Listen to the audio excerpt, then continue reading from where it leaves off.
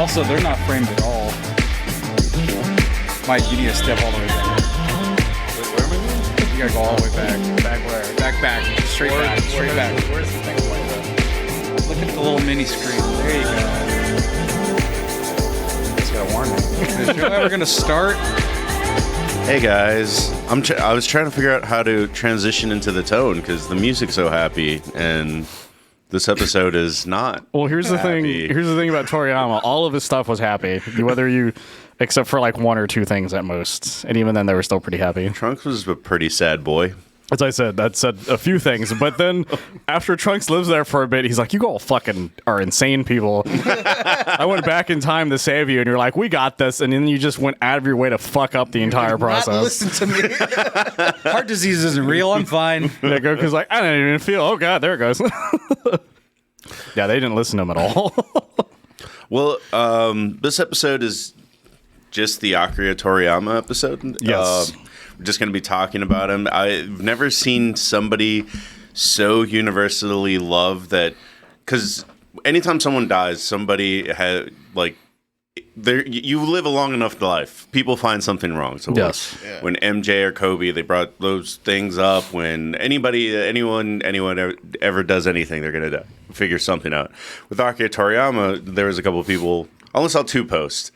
And they weren't famous, so that was just like, damn, the fact that you got dragged by millions of people for this one comment, like every time I saw someone attempt to say anything bad in any shape, way, or form, the entire world, and I do mean the entire world, by the way, annihilated them every single time because none of it ever made any sense. No, they're just like, oh, Akira Toriyama wasn't that big of it. Like one guy's like, he's not a big a deal. Like my favorite one, Hunter X Hunter, he's the big deal. I'm like, that dude would say he is the big deal guy. Well, I mean, I saw somebody that it was like, oh, I can't believe people care about Akira Toriyama, like he did racist caricatures, and they brought up Mr. Everyone Popo. tries to bring that up. Yeah, everyone thought about Mr. Popo. He's fine.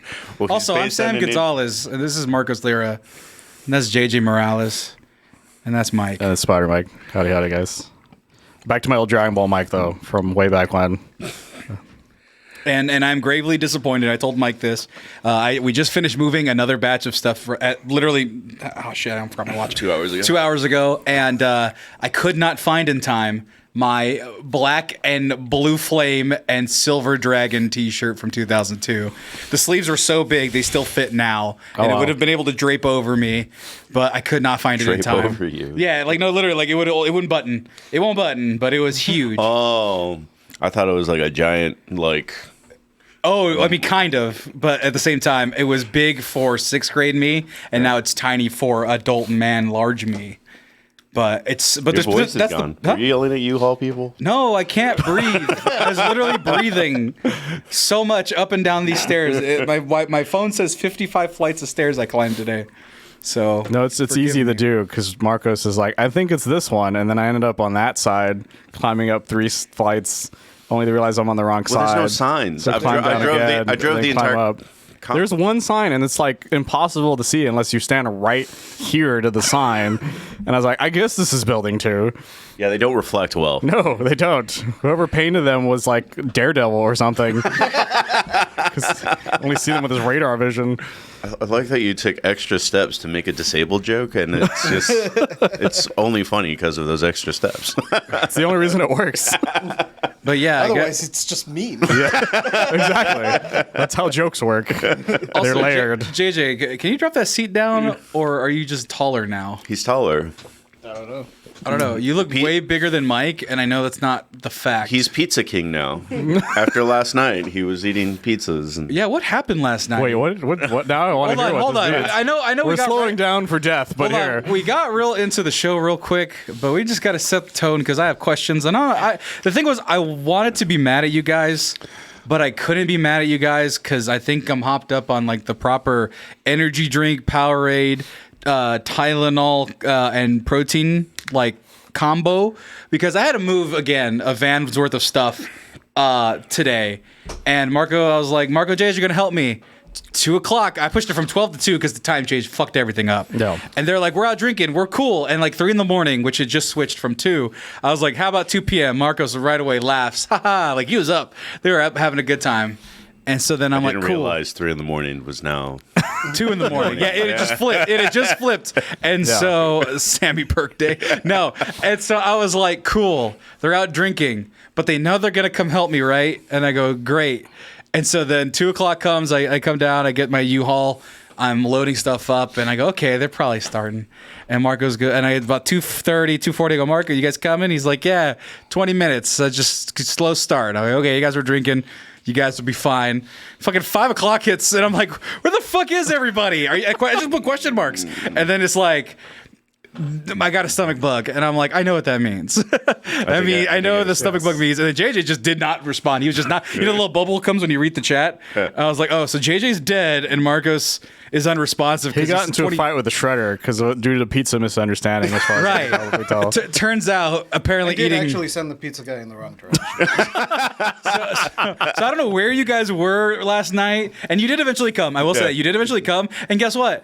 It took like a quarter of the time because Marcos carries 2 boxes at a time. I made them light because I was like, well, if I got to carry all of them, I just need the fresh legs because I have been moving up and down all week. Yeah. And so you wonder why my voice has got, because I just trying to catch my breath. Did you rent a dolly? I did, but the thing is, it doesn't go as easy up.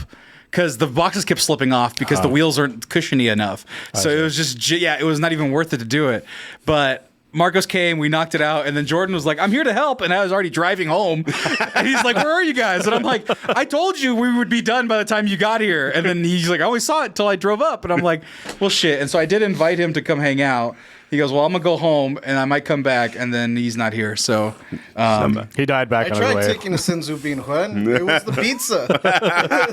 so The problem with sensu beans everybody forgets is the point of a sensu bean originally is that if you eat it, you don't need to eat for like 10 days. Yeah. Most people forget that part. Damn, it is pizza. Yeah, basically. Straight up. So That's straight up what it's like. So what shenanigans did you? So fun is the happy ending. We finished everything. I'm surprisingly not Studio dead. veggie. It's this chair that confounds me. And it's the angle too. Oh, there we go. There we go. There you go. it It's just goes. your head was coming off the fucking. Also, the hat clip. makes JJ's. The hat was fine. I knew the hat was making Makes him him taller. mysterious. But anyway, so what were you guys up? Were you guys somewhere? Or was it your house watching wrestling? What happened? So First one, then the other. Oh, you drank. all of the above, actually. Oh yeah, there was wrestling. There was wrestling last night. No, I had it in my head. So, backtrack. I have a new job that starts the 18th, and then I took a fun job that is gonna kick my ass. I'm working security during South by. Oh, Which is okay. why we're doing this early and also timely for Akira Toriyama, because we're going to have no show on Thursday. So this is your Tuesday show. Tuesday will be your Thursday show. So you have fun job with security. Well, I'm working 11 days straight. Is what it like. Jesus It Christ. goes straight into. So I was like, Do you get to this'll- beat up the celebrities as a security? I'm curious if that's how that works. They Like say straight up- Andy Samberg starts being an asshole. Can you punch out Andy Samberg in the name of security? They straight up said like, hey, if you guys get sued, like we do not have your back. Okay, that's fair. So if you want to punch out, someone that you know is going to be cool. or is not going to remember, that's the main way that works. He's not a very litigious person. Yes. But Like you So- have to try to deck out Jake the Snake because he'll be like, "This is whatever." Jake the Snake's sober now. He's going to remember the whole thing. That's I know, the problem. but he's not That's why you got to gonna take out Hulk Hogan first, because he But, won't remember everything. yeah, so I was like, this will be my last day to just kind of chill out. This week wasn't pretty bad. It's just been the month has been pretty bad. I guess Tommy's stuff also kind of like was a somber note. Long story short, we're all kind of going through something at this point. like nothing life threatening, nothing super important, and more importantly, nothing that you guys need to worry about. But That was ominous, is all I have to say. yeah, no. Oh no. It's been bad. Like I've been okay, but moving has been a pain in the ass. JJ got hamstring. Marco's got hamstring. Tommy got hamstring. TJ's fucking missing. He's like, I'm in Florida for a week, and I'm like, where the fuck did that happen? He just is gone now. That's so interesting. yeah. So and Is he that's now just, in the cartel? I don't know. That story's going to end. We don't know. We go Local TJ. Austin man killed in a gunfire fight over some cocaine in Florida. Well, I was like, TJ, can you help move or do any of the extra show? He's like, I'm in Florida for another week. And I'm like, another week? What the fuck? So There was a first week. There was exactly. He's clearly smuggling something. Is all I'm saying. So we're all kind of straggling, and then in the midst of all of this, literally a hero of the ages passes away. But before we get into that, I didn't tell you to do this. We got some things to promote real quick. We have a Discord, so be sure to join us on Discord. We have a Discord? We fucking have a Discord. I was just about to say that. Well, it's right there. Discord.gg DETPV9WK. I don't know if it's case We sensitive. can't make that sexy. No, I don't know. We could It probably shouldn't be case sensitive, as far as I know. Yeah, it's case sensitive. Big D, big E, little TP, big V9, little W, big K. Instagram, The Excellence Official. TikTok, The Excellence. And of course, switch to me. I think you have to pay for the Discord. Hold on. What? I think you have to pay for the Discord to change the name. Oh, well, we're not doing that. But you can pay us on Patreon. We're on Patreon now, patreon.com/themexcellence. And you have new content coming every Monday. So next episode that's coming out is me and Ian.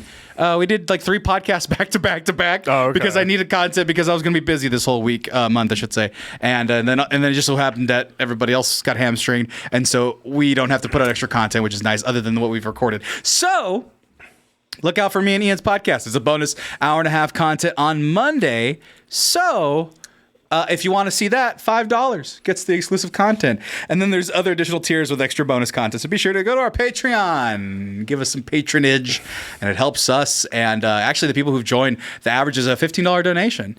Like literally a majority of people donate $15 because you get a little raffle ticket and you win a T-shirt. Oh, that's fun. If you're one of the ones chosen. So it's a 1 in 6 chance right now, I think. So you just hit that raffle button at the end of the month. Who's going to be the 7th Dragon Ball? I don't know.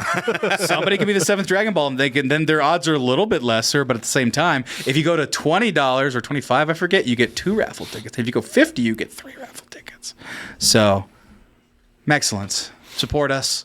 We're all sad and depressed because our hero died. So, yeah.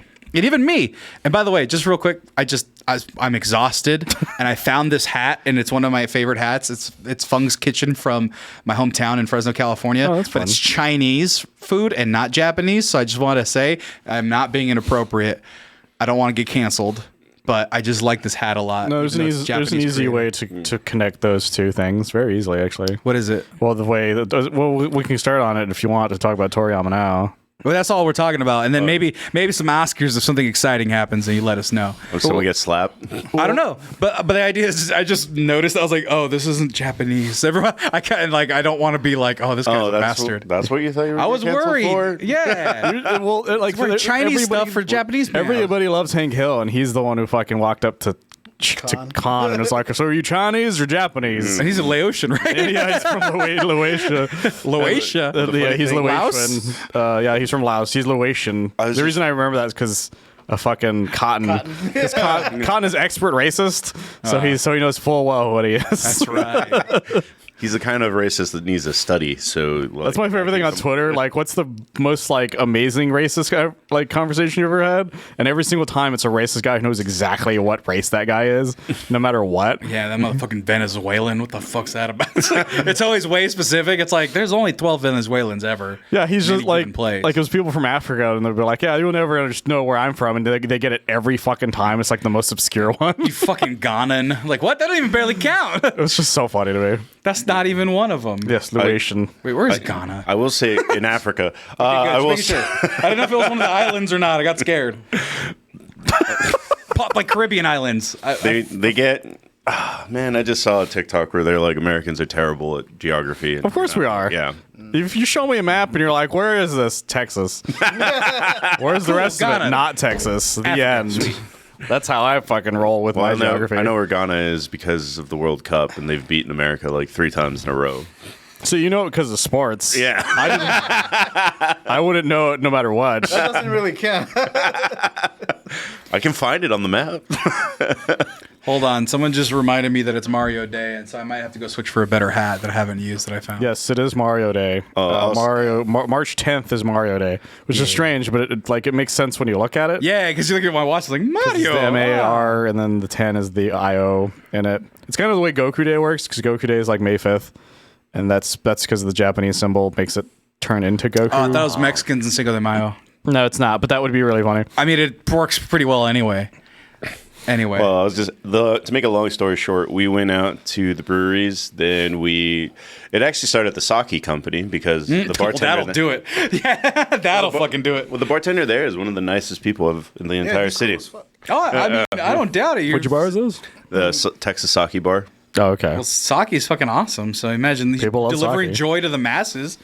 It's like the modern day candy man. Of course you'd be Java. The candy man, the sake man can. So, Randy, thanks for noticing the shirt. This is actually a fairly old shirt at this point. It was from one of those 24-hour ones that like only sells it for like a short period of time. I gotcha. Those T Furies. Yeah, I think it was. I think it actually is a T Fury shirt or something. There you go. I can't. It's been a long time, but I bought this one Ultra Instinct first came out, basically. So When we ended up at Twin Peaks because we wanted just a little bit of food, and then The titty one. I mean, no, it's the one with the log lady. The log lady.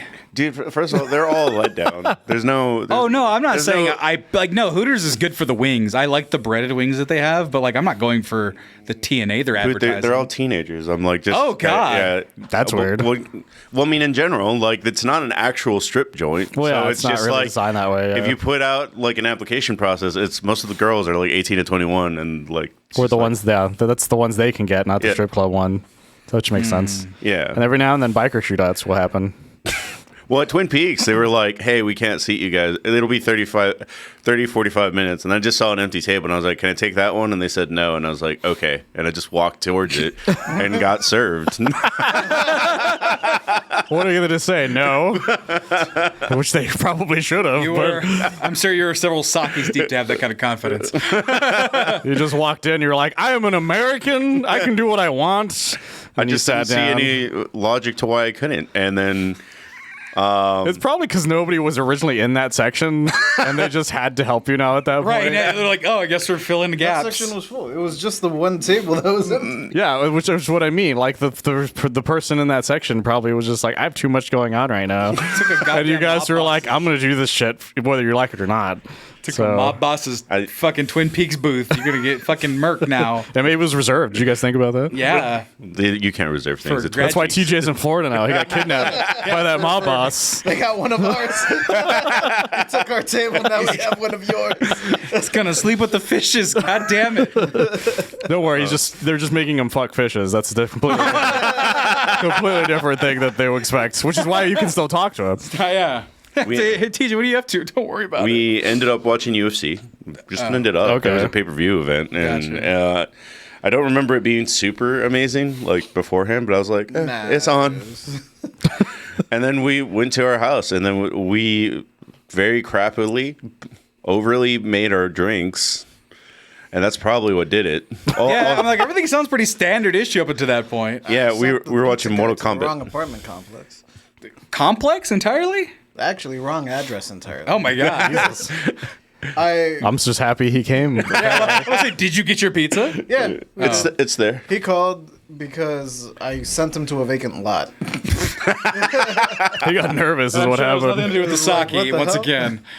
Well, I actually typed in the address almost perfectly. The only thing is that I mixed up a 3 for a 4. I fat fingered it. Oh, okay. So when he called me, he was like, "Yeah, this place doesn't exist." I was like, "Oh," and I corrected my mistake. He's just happy that he wasn't going to be ambushed at a vacant lot. Ambushed I for mean, pizza. he just dropped the pizzas and ran. The man who invented a lot of people forget this, but the man who invented the bullet-resistant vest was a pizzaman. Oh shit! I didn't know that. Why did you say it like he was an ethnicity? A pizzaman? Because they're heroes to me, is what I'm saying. Man. Pizza man. I was about to make it sad, but like I don't want to. Well, I just love about delivery and stuff. Oh, we're gonna make it sad because we watched the bad Mortal Kombat. The bad Mortal Kombat? Yeah, we watched the new one. That one sucks. That movie's fucking Is that what you guys did terrible. also on top of pizza? Fucking Yeah. hate that Oh movie. my god. No. Yeah, we were up till apparently 4 a.m. I just didn't know it was 4 a.m. And at some point, I looked at my phone and was like, "I've sinned greatly." I zigged when I should have zagged. Yeah, I took a nap right after because took several naps I was doing so much. I took a nap right after I finished playing. I was playing Final Fantasy VII Rebirth for a while. I was like, I'm gonna take a small nap, and it was like maybe 5 or 6 o'clock. And I woke up and it was like 6:39, and I was like, "Is it still nighttime or morning?" And I was like, "Oh, it's the morning. Fuck me." Oh, Jesus Christ. And I've been awake since then. Man, no, I was up. I got back from loading boxes and stuff. I loaded the whole living room, and I was like, cool, time changed. Great. Now I have one less hour, which I think was why I kept pushing our start time. And then I woke up at like 8. Because I still don't have my blinds up. So all I have is just these regular blinds. So the sun, bright. I get a lot of shade, but in the morning, 8 o'clock every time this week. Good morning! Nice and sunny day. Filled the room with sunshine, baby. Before we move on, Serenity of the first Mortal Kombat is great, and I will not hear your blasphemy. That CGI little opening, man. I fucking love that movie. That movie changed that entire game series, by the way. A lot of people forget that, too. Because Kano was not Australian prior to that point. This is true. Also, that was a bonus fight? Like, that was a reshoot. Yeah, that whole... She wasn't even supposed to be that actress Fucking either. Veronica Vaughn. Yeah, the original actress got pregnant or something, if I remember correctly. So that's why they have her. That's why she's the least like capable fighter of the three. They trained her for like a week, and they're like, "Now fight Kano." And it's like, okay, sure. Although that makes it sound like she literally fought Kano to death, which would have been really funny. So you're gonna fight the real guy, Kano. He thinks he's Kano. If you guys ever get a chance, there's a great article. I don't know if it's still around of them talking about when they made that movie, and it's this long, fucking like series of them trying to convince somebody to make the movie to begin with. It's crazy. It's the way that first Ninja Turtles movie Ed is. Boon trying to convince people to make the movie. It was like some producer who like desperately wanted to make this movie, and then like and they're like Shawn people Michaels kept is punching great. each other in the face and stuff. Yeah. Like they actually got hurt making that movie because they're like, "Fuck it, we're going all in." Well, Mortal Kombat, not punk ass combat. Let's Exactly. do this.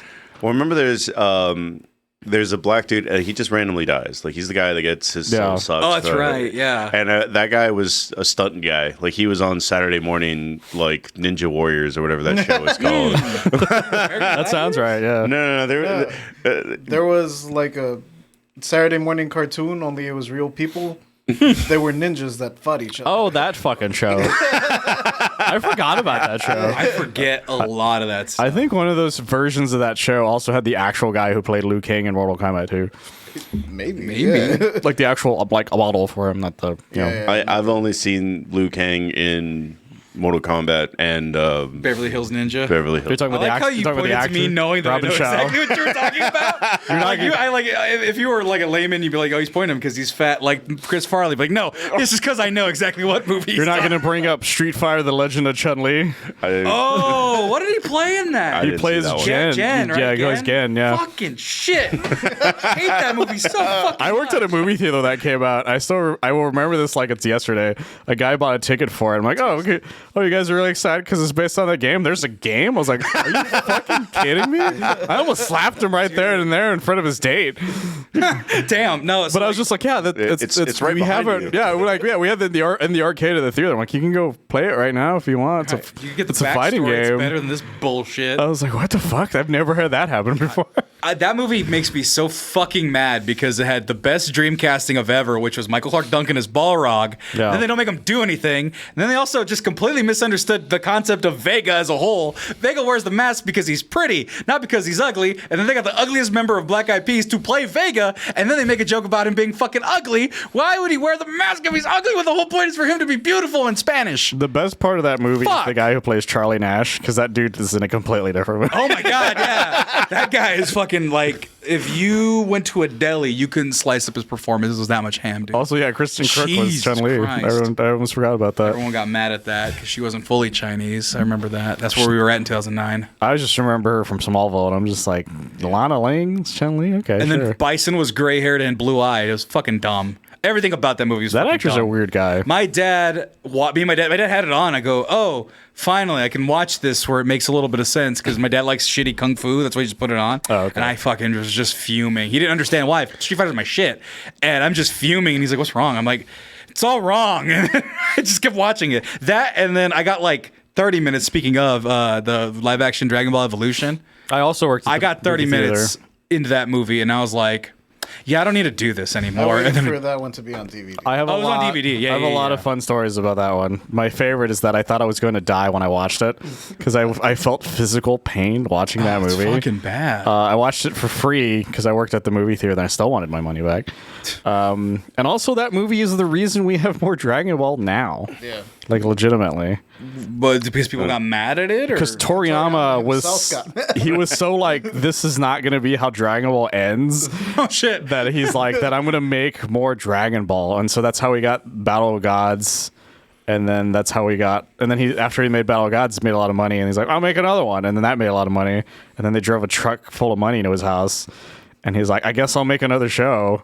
And then they made the show. And then fucking other thing about it, James Marsters, is that his name? Is that the guy that played Piccolo? Mm-hmm. He felt so bad about doing that movie, he wanted to redeem himself. Oh, Spike. So he did Zamus in Dragon Ball Super's English dub for like free to like make Damn. up for it. And so yeah, it's fucking crazy shit happened because of that movie. God dang. Justin live Chat, action. did you see the post Justin Chatwin did? The guy who played Goku. He Oh, yeah. He made the post. He's like sorry, the movie was so bad. like now or back then? No, Now, it- like yesterday. Yeah. He's just like in he's like response to Akira Toriyama dying, he was like, "Oh man, loved your stuff. Sorry, the movie was bad." he's like rest in peace, Toriyama. Rest in peace, I'm sorry. The way I found out was one of those memes with Spider-Man going, "I forgive you."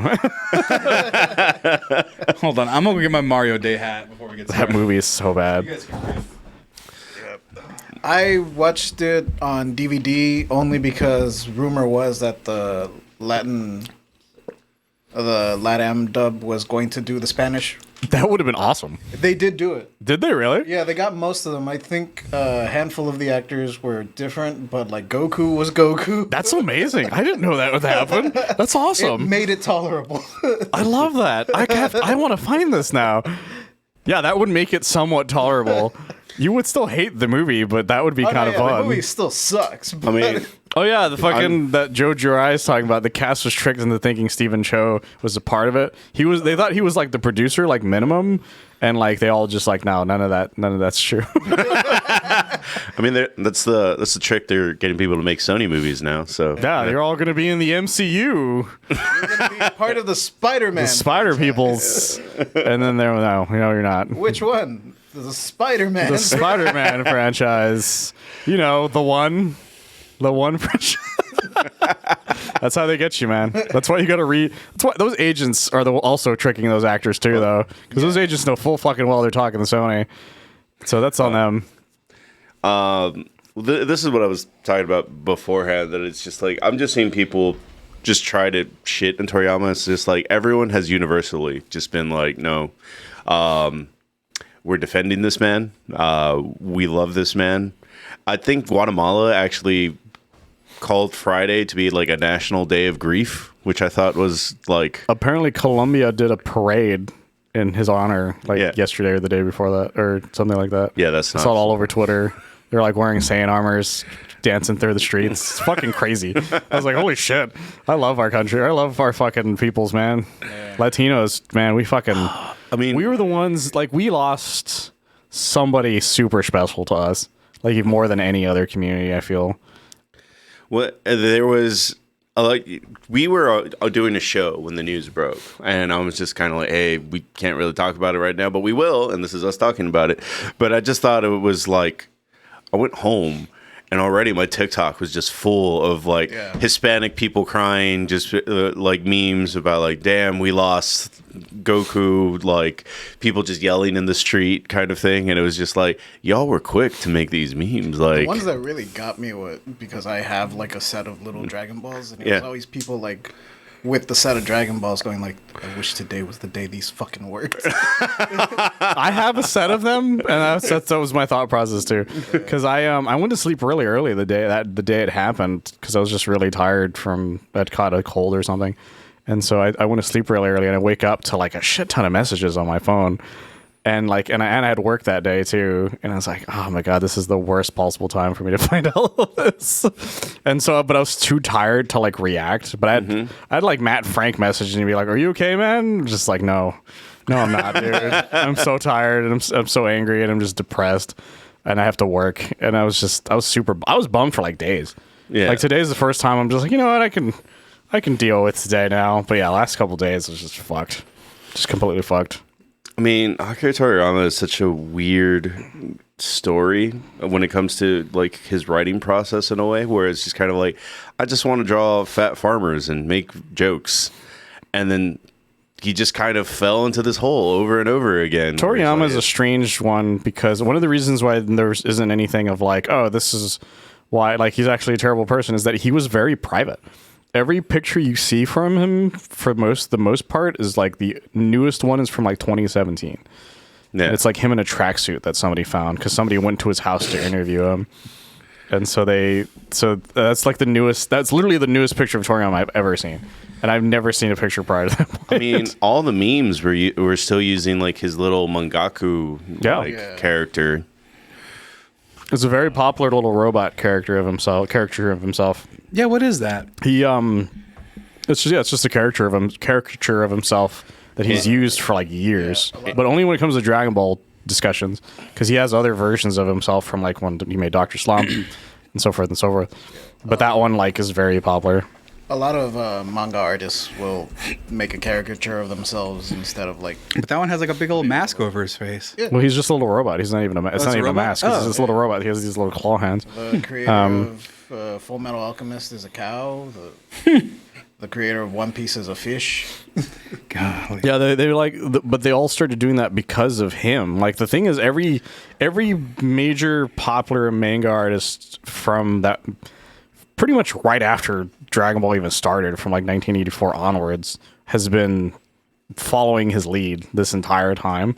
I didn't realize how different things were before that until I saw a tweet where it's like, this is the cover of Jump like the week before he started, and it's all these like really generic, like those old 70s anime manga looking guys. There's just a bunch of those guys on it, and then the North Star. Literally, I saw something like that. Exactly, and then literally the next one is that fucking that very brilliant art that he does of like a super detailed doctor with like all the little guys like all over his face, and you're like, oh, he fucking changed everything from like minute one.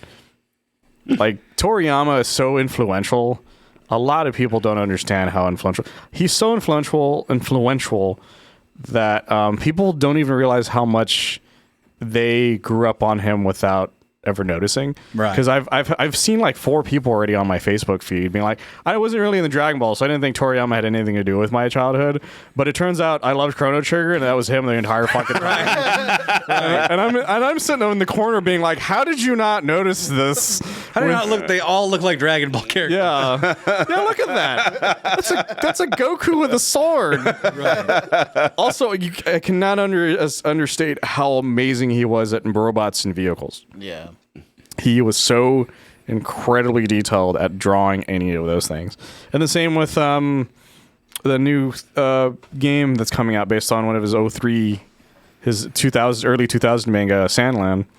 That stuff's full of those vehicles. I mean, I knew this would be impossible, but I always thought it was like one of the coolest little sci-fi things that where it's just like, oh, it's a car now. The capsules. The capsule. Capsules are so cool. There's not a piece of fictional technology I wanted more than capsule technology. I still think about it. I want it so bad, Especially with your parking it's never gonna space be real. out here. Oh, shut up. Everything's like this big. Also, like, this would be great for a capsule. Also, I haven't mentioned it, but I found the shirt. You did, yes. Yes, I did. There it is, right there. From 2002. Hell yeah, baby. And then also, I believe you've shown pictures of you. Oh, I have a picture of my 6th grade graduation. I'm wearing this shirt. Oh, really? Oh, yeah. I look like Guy Fieri, but Mexican. I look like the kid from Modern Family and Guy Fieri mixed together. Manny Fieri? Mm-hmm. That's exactly what I look like wearing this exact shirt. This is not a duplicate. This is an authentic 2002 gelled spiked hair children's t-shirt that I'm going to tear open if I move any closer than this right here. That is a fire shirt. Yeah, let me show it off real quick. Yeah, don't flex in Look it. at that. That's some cool shit right there. Like a double dragons. Another dragon in the back I never saw in my life. Those shirts were so popular. But that's the during that time influence, frame. right? Dragon Ball. There you go. I mean, that's what I was. Your shirt does make me want to listen to Linkin Park right Dude. Well, that's Find like... the AMVs, Linkin Park. No, that's what I'm saying, though. Like, when you talk about influence, right? It's not just with the artist, because that is apparent and so deep that you can't chart it all. But what I can chart is the fact that I mentioned it actually last episode with fitness. I almost didn't play my first season of football in 6th grade because there was new episodes of Dragon Ball Z at the same time. My dad was like, "Hey, there's football at 5 o'clock to 7." And I was like, but Goku's about to be a Super Saiyan. He's like, "You're doing football." I'm like, "Fine, whatever." And I missed the whole run, the Super Saiyan run that first time around until they re-aired it. And that was that's the thing I remember about that time, which was 9/11 times, which was like that same season. So like that's all intertwined was like spiked hair, 6th grade, because of Dragon Ball Z. That was the shit. Dragon shirts, that's the shit. Becoming Super Saiyan, that was the shit. And the new episodes on Toonami, all of Toonami was the shit. Like, that's that pivotal, like, Linkin Park, AMVs, that's the shit. It's all in that one, like, moment when Dragon Ball Z was introduced stateside. Because I know y'all Mexicans had Dragon Ball Z forever. We did. God, yeah. Fucking... Oh, this is taking me back. Yeah. It's unfortunately taking me back. This is just TikTok edits, they call it. They never went away. No, they didn't. They just got shorter. Yeah, they got shorter and they're called edits now. So Yeah. you can have a Vegeta. If you go to TikTok and look up Vegeta edit, it's the same shit. Oh, I saw just one. without Linkin Park. I saw one for I saw a bunch of those for Rest in Peace Toriyama. yeah, but it's like AMVs. Thirst, but like Thirst Trap Vegeta edits or whatever. You can find it I dare you. Just look up TikTok and then just look up Vegeta edit Thirst Trap. Or maybe that'll and it'll be Vegeta doing all sorts of sexy shit. I like that the last thing we looked up was Dora the Explorer Man. That is true. That is very true. Jesus. Also, Is it that buff one? that very I buff just saw one. that one recently. Being a thirst trap. Look at that's that's something entirely different, but Yeah, I see it. people being horny over Vegeta on main immediately. I know people that are horny over Vegeta in real life. Oh, that's what I'm saying. We know a lot Maggie. of people. Yes, just say her name. It's Maggie. Yeah, it's Maggie. Maggie's horny for most animated characters. Told you! I fucking told you! I need an adult. I am an adult. See what I'm saying, though? Like, that's just an AMV by any other name. It really is. It really is. Oh, God, Toriyama, my God. That's what I'm saying, though. My connection to Dragon Ball is such a strange one. Or the way it started, I always find was interesting because, like you said, stateside, Dragon Ball didn't show up till like the early 2000s, like 2001, 2002. Right. Yeah. Well, I had been watching it for like 3 years before that point. Right, Mexico got it. Or you were on the border, right? So you were getting Yeah, I was. Darth Rabbit with the all the tier 1 subs. 5 of them. Oh, damn. Thank you so much. There we go. Oh, yeah, sorry. I was. I grew up poor for the most part, and what happened was my parents didn't pay the cable bill for like a month or two, and me and my brothers were just like, I want to watch something. Like, I'm tired. Like, we've played the same SNES game like 1,000 times right now. I really want to just watch something. So we've dicked around with our antenna for like a long time, and then we randomly came across Dragon Ball Z.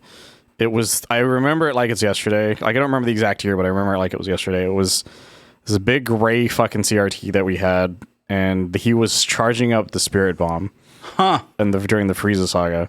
And I just remember staring at it, being like, "What is this?" I didn't know what the word "fuck" was at this point, so I was just like, "What is this?" And my brother's like, "I don't know." But it's a cartoon, so we're gonna leave it on here, Right. And then only to discover peak fiction. From then on, At that moment right there, you're like... and we discovered This is from a Mexican broadcast, right? Yeah, this is the Latino dub of Dragon Ball Z. It had all the original music. There was no... The Bruce Faulkner soundtrack was not a thing at this point. Right. So I have no nostalgia for Bruce Faulkner the way, you guys do when he came through Toonami. And me and my brother discovered that day, hey, it turns out Mexico shows an entire, like, 2-3 hours worth of anime starting at 5 o'clock our time. Starting with like Pokemon. It goes in the round 1.5, and then Dr. Slump, and then Dragon Ball, and then Dragon Ball Z, and then Dragon Ball GT. All of these were playing at the exact same fucking time. God damn. So I watched all of Dragon Ball Z, and Dragon Ball GT at the same time.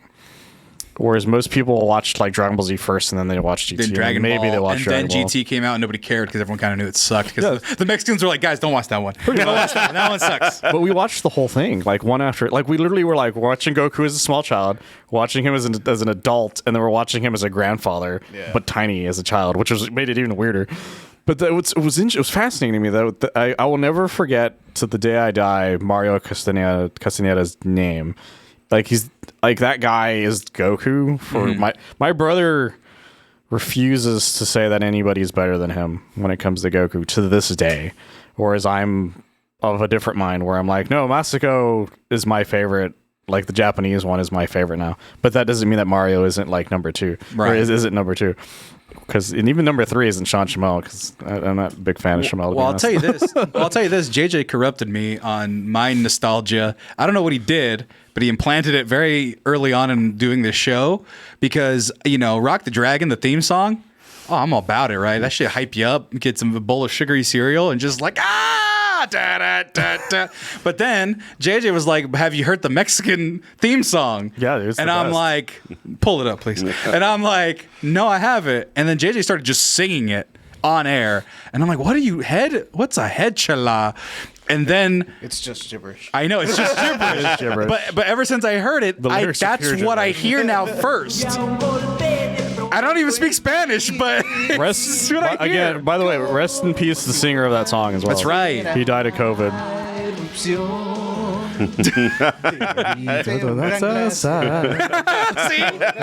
Get to the chorus. Chala, hey chala, no importa lo que suceda siempre. I don't even speak Spanish anymore, and I still That's what I'm remember the saying. lyrics I don't of even this speak fucking Spanish song. now, and I'm like phonetically. I have the newest version of the song on my phone as well, because he's saying like that guy did concerts of that song for years until he died. Oh man, I bet you there's a mariachi version of that. Oh, probably that's my other favorite thing about the Latino dub of Dragon Ball is that every song that's in the show they have a Spanish version of it. They translate. They actually did unlike like America, they did Rock the Dragon or whatever. They were like, no, that's gonna be the song, but we're gonna sing it. Like even when they did the Ultra Instinct one, there is a Spanish version of that song. There you go. Oh, you found a mariachi version? Yep. God damn, I love that song so much. I love Latin America Dragon Ball fans so much. Well, that was the thing. Pull up the fucking Ultra Instinct crowd of people. Oh man! Well, while you're doing that, Marcos, I was seeing people doing their tributes on TikTok, and it was like black guys, and it's like, man, Dragon Ball Z had Chat attack is raiding. Oh my God, the chat attack is rated with a party of 11. Thank you so much for nice. rating. We're talking about Akira Toriyama. But no, they had a guy who's like the black community, and he was like, man, Akira Toriyama had such an influence on everything we've done. Asian community, yeah, man, he was really just like the best you could ever do it, right? And then the white community's like, yeah, man, he was really important to all of us. And then the last guy goes, what's wrong with that guy over there? And it's just a Mexican in the corner looking out the window holding a shot of tequila in his hand. And it's like, no. It was different for him. Like, leave him alone. Let him be. Because it was different. It is different. Oh, it's 100% different for us. And it's not even just... I shared that one. So I shared this in my story too, and then one of my friends was like, he won't come back if you drink 7 Buzz Balls. But I feel like he'll be back. Right? I'll forget that he's gone. I saw that image of a bunch of I think they're Tejano artists, and they're all just wearing this jacket basically. Oh yeah, no, they right. cut it So that into one. Yeah. God damn. I love Latin America fans so much. My favorite,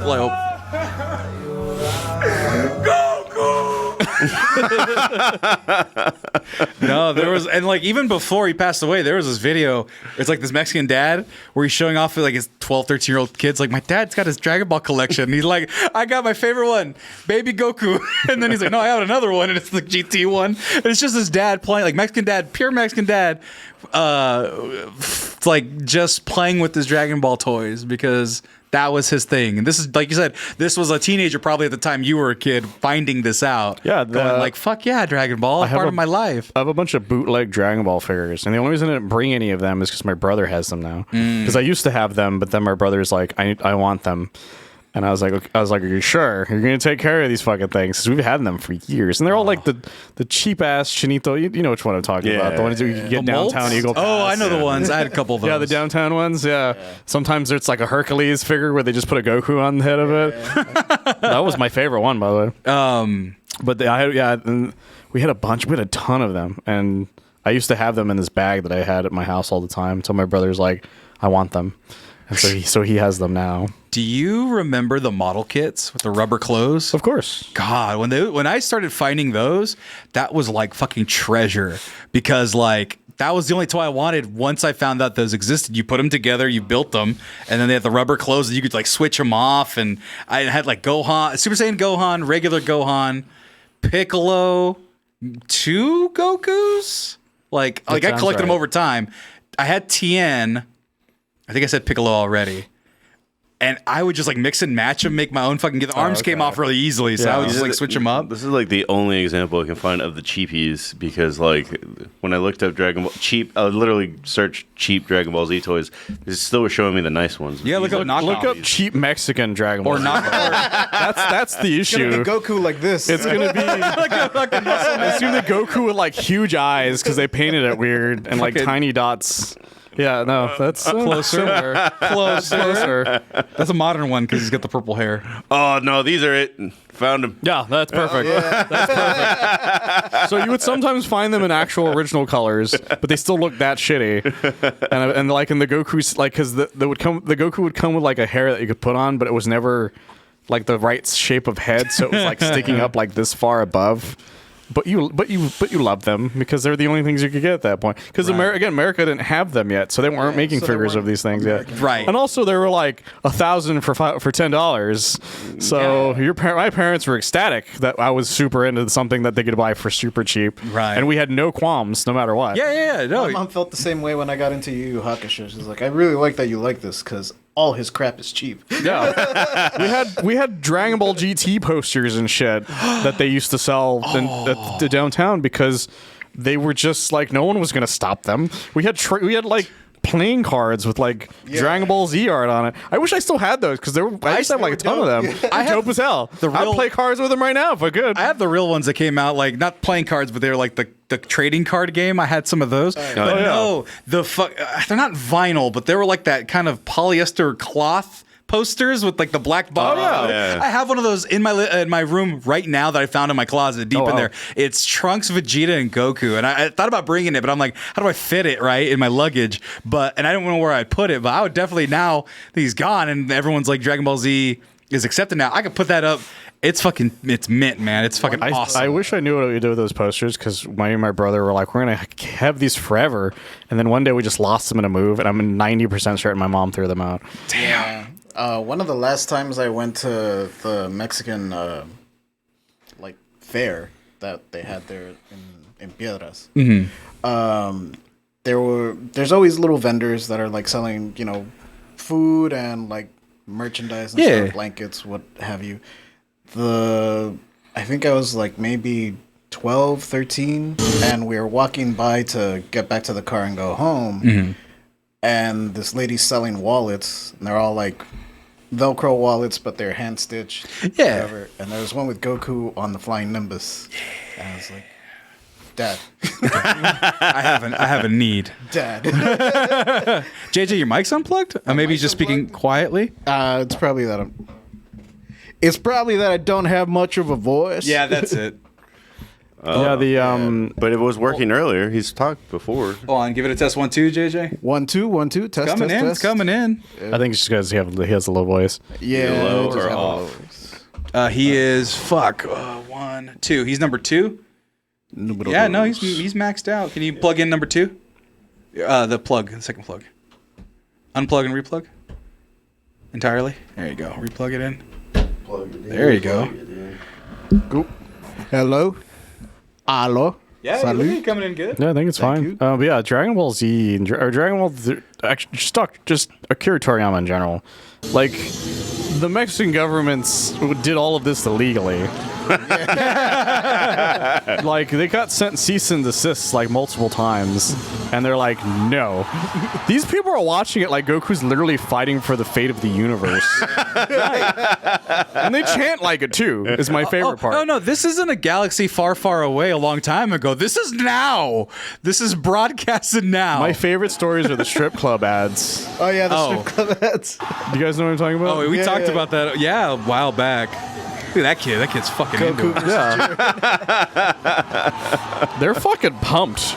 There's that great one where this the guy like he has his camera pointed at himself in a giant crowd, and just people are losing their fucking minds when him and Frieza like hit Jiren and they're just like flying down. It's just goddamn, I love them so much. I love it so much. Joe Gier goes, it's like they're watching Rocky versus Drago for the fate of the Cold War. That's literally what it was. Like they look at these fights, they're like chanting people's. I found out those fucking streams are the reason why there's chants in the Dragon Ball Super Brawly soundtrack. I read about that too. I was like, this week. that's fucking crazy. This is the strip club ad that y'all. Yeah, were talking the about. strip club ad. If Un Goku- baile gratis para todos los presentes. A free lap dance for everybody in attendance. I would do that. If Goku wins, that's what. I'm curious though because Goku wins, but he technically loses that part of the fight. He gets thrown out, doesn't he? Yeah, he's about to get. both throw out. He's about to get thrown out, and then Frieza saves his ass. So does that count? Goku won technically the first fight part of it. So that's a tricky If you won one. the first part out of it, I'm getting the dance at that moment. That's an argument that I would. Dance now. That's an argument I'd be Look, I making. have pesos. I don't care. Either way. The lap dance is happening, and I want her to sing Chala ahead Chala. This is non-negotiable. Dance to the second theme, please. Yes, you got to dance to "We Got a Power" now. Just one quick thing that I wanted to talk about. Like, I had no idea what a meme was, kind of thing. Mm-hmm. And before the internet was around, but Yeah. like, I didn't have an inbox, so it was people would print out this picture and be like, "Hey, bro, did you know there's a Super Saiyan 10?" That's my other favorite. It was like one of the first memes that you ever got. Yeah, one of the Super first memes Saiyan- was like, "Hey, did you, I found Super Saiyan 5 on the internet, and it's this guy with like silver hair and like red skin or something." Oh, right there, yeah. Actually, yeah, well, that's one of them. And I think it became such a popular color scheme. They used it as Super Saiyan 4 Gogeta's alternate color scheme in Budokai 3. And I was like, oh my god, this is sick fucks. Dragon Ball AF, that was the thing. That was the thing people thought was a real thing for like years. Oh, man. It took them a long time for people to be like, Dragon Ball AF is not real, dude. I'm sorry. Well, even to this day, like the average person hasn't seen, like, probably not Bardock, the pirate one. God damn it. See, Bojack? no one's seen it. Bojack Unbound? Yeah, see, no one's seen like So whenever you see like a picture of Bojack, it's just kind of like, who's that guy? And it's so the memes like this were possible.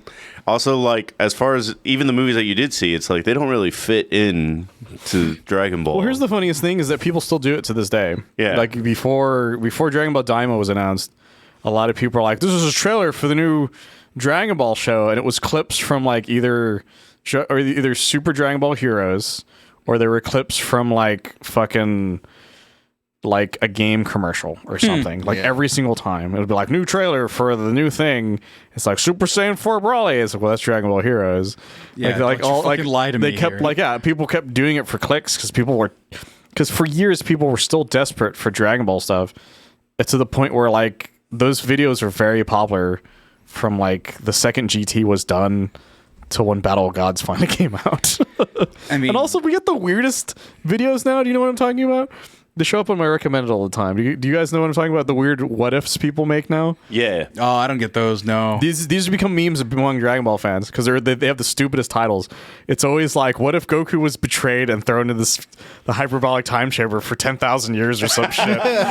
and they pop up my recommended a lot. Wait, hyperbolic time chamber, isn't there a time limit of how long you can be in there anyway? That's the problem with these what ifs. They're dumb like, as yeah, shit. like that's like one of the core things I remember. It's like, oh yeah, they can't be in there forever because they'll just, it's stuck. Yeah, they're the weirdest. Like they're the weirdest what ifs like names you'll ever see, and some of them are like made by people that are like somewhat popular in the group. Like, what if Goku was a woman or something like that? Serenity's like Bojack Horseman, and then Rico Hero's like better. It's a pirate stuck in a planet. Yar. Yeah, nobody. Yeah, I nope, didn't see these ones. Yep, exactly. Yeah, this is movie 7. Yeah, no, it's movie 9 because movie 8 is Brawly.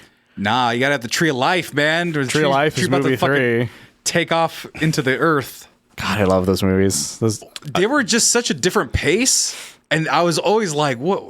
I was always weird watching them because I'd get them on DVD, and Toonami showed them occasionally. Yeah, they always showed the first 3 a lot. Right, because it's Tree of Life. What was the other two? It's the World's Strongest, and the Dead Zone were the 3 they showed. That's right, the Dead Zone. I barely remember. And then every now and then you might see the Cooler movie. That was later, and I was out of the game by the time the Cooler movie was in rotation. That wasn't even that, yeah, because that was the strange thing is that for a while there were three English things of Dragon Ball Z you could see nonstop, no matter what, and there were those 3 specific movies. And in fact, Rock the Dragon is mostly made out of footage from the Tree of Might, right? and maybe some Dead Zone in there somewhere, yeah. Right.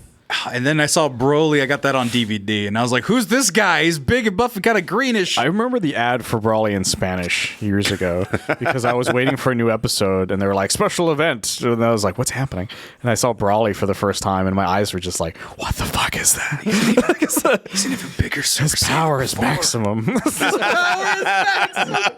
Is that from anything, or did we just invent that? It's from a kid's like thing. Like it's like some sort of assignment for like what's your favorite something. That's an old internet thing, huh? Some kid wrote Brawly. His power is maximum. That's right. And it got online at some point, and then it just took off. Yeah. It was an internet thing. That's the thing. Like I found Cooler. I think Brawly was the one with Pantera and Disturbed, if I remember correctly. Disturbed was in a lot of them actually. Disturbed was in the Cooler movie as well. Because I discovered Cooler on the internet. That was a thing. Like that was proto-internet times where you had to search like text files and whatnot. Yeah. So you could find things out about these characters online. Trinity trying to troll me right now. Broly is Goku's biological dad. No, we're not doing that. But like Marcos, you're saying like the first memes, right? Yeah, they were Super Saiyan 1000, which was that one. That's how I knew the big hair one. It was Super Saiyan 1000. Yeah, and then finding out about Cooler. And then Trunks was that was the fucking coolest shit ever. There were so many just things. The release of Trunks. Well, I didn't believe there was a Cooler movie as a kid, and then it was like, nope, that one was real. That one actually exists. Yeah, Frieza has a brother. Yeah, bullshit. Yeah, that's the funny thing. That's the funniest thing about when you watch some of the movies. They just sound like somebody like really just was making stuff up. It as a sounds like somebody said his older brother said it. Yeah, he's got a brother named Cooler. It's like Frozen, you know. And his dad, what was his dad's name? Didn't his dad King Cold? King Cold. Yeah, yeah. And then like King Cold with his dad. That sounds stupid. My brother told me about it. It's absolutely real. He's got the DVD from Japan. Well, that was the great thing about those movies is that they were so batshit insane. Like, because a lot of people forget this is such a deep cut for like some people, which is that when they made movie 4, which is the Lord Slug movie, they didn't know what Super Saiyan was going to look like yet at this point, which is the reason why he randomly turns red in the middle of the movie and his hair stands up, because they didn't know what the fuck Super Saiyan was yet. Jesus Christ. Broly is not. Because Serenity is legit. Serenity is legit. Yeah. No, you're thinking of Bardock.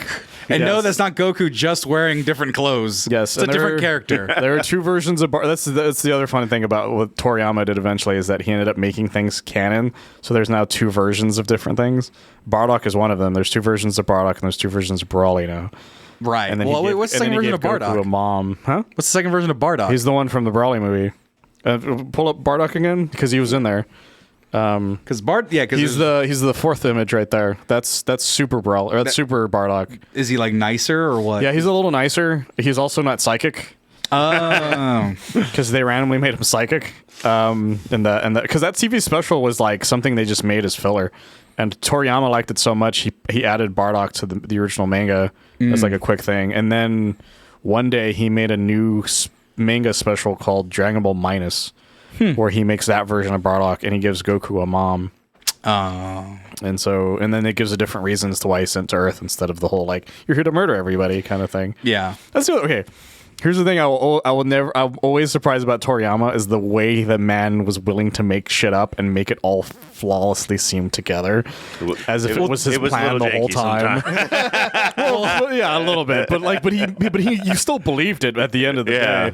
Like, okay, I have to bring up how amazing this was. Is that Goku? Like, the reason this is amazing is because nobody in America got the way this is intended to, which is that if you watch original Dragon Ball first, you have no reason to suspect that this little monkey boy is a fucking alien for like the majority of the entire thing. Right, he's just the monkey god that we all kind of know until about. Like Dragon Ball Z happens and he pulls out of his ass one of the biggest retcons ever and goes, "That motherfucker's an alien." That's like the whole planet of them. That's like if you were watching themexcellence and then you're like, by the way, it turns out TJ was white the whole time. Like, you would be like, "I'm sorry, what? What the fuck are you talking about?" Like, that's how much of a huge out of fucking left field thing this thing was. But you just believed it and you just went with it. You're like, huh, tight. And then you move on. And then you move on. Like, and Toriyama just made shit up on the fly. Like, he was like, Vegeta was supposed to die, but women loved him so much that he was worried that they were going to kill him. Well, he wasn't. He was very good at world building. He was very bad at writing in general, to a degree. He didn't really care. Yeah, and he admitted it. Yeah, like there's. Some of my favorite panels I've ever seen about Toriyama's little robot is him arguing with his own creations. Because the creations are like, "This doesn't make any sense." He's like, "Shut up."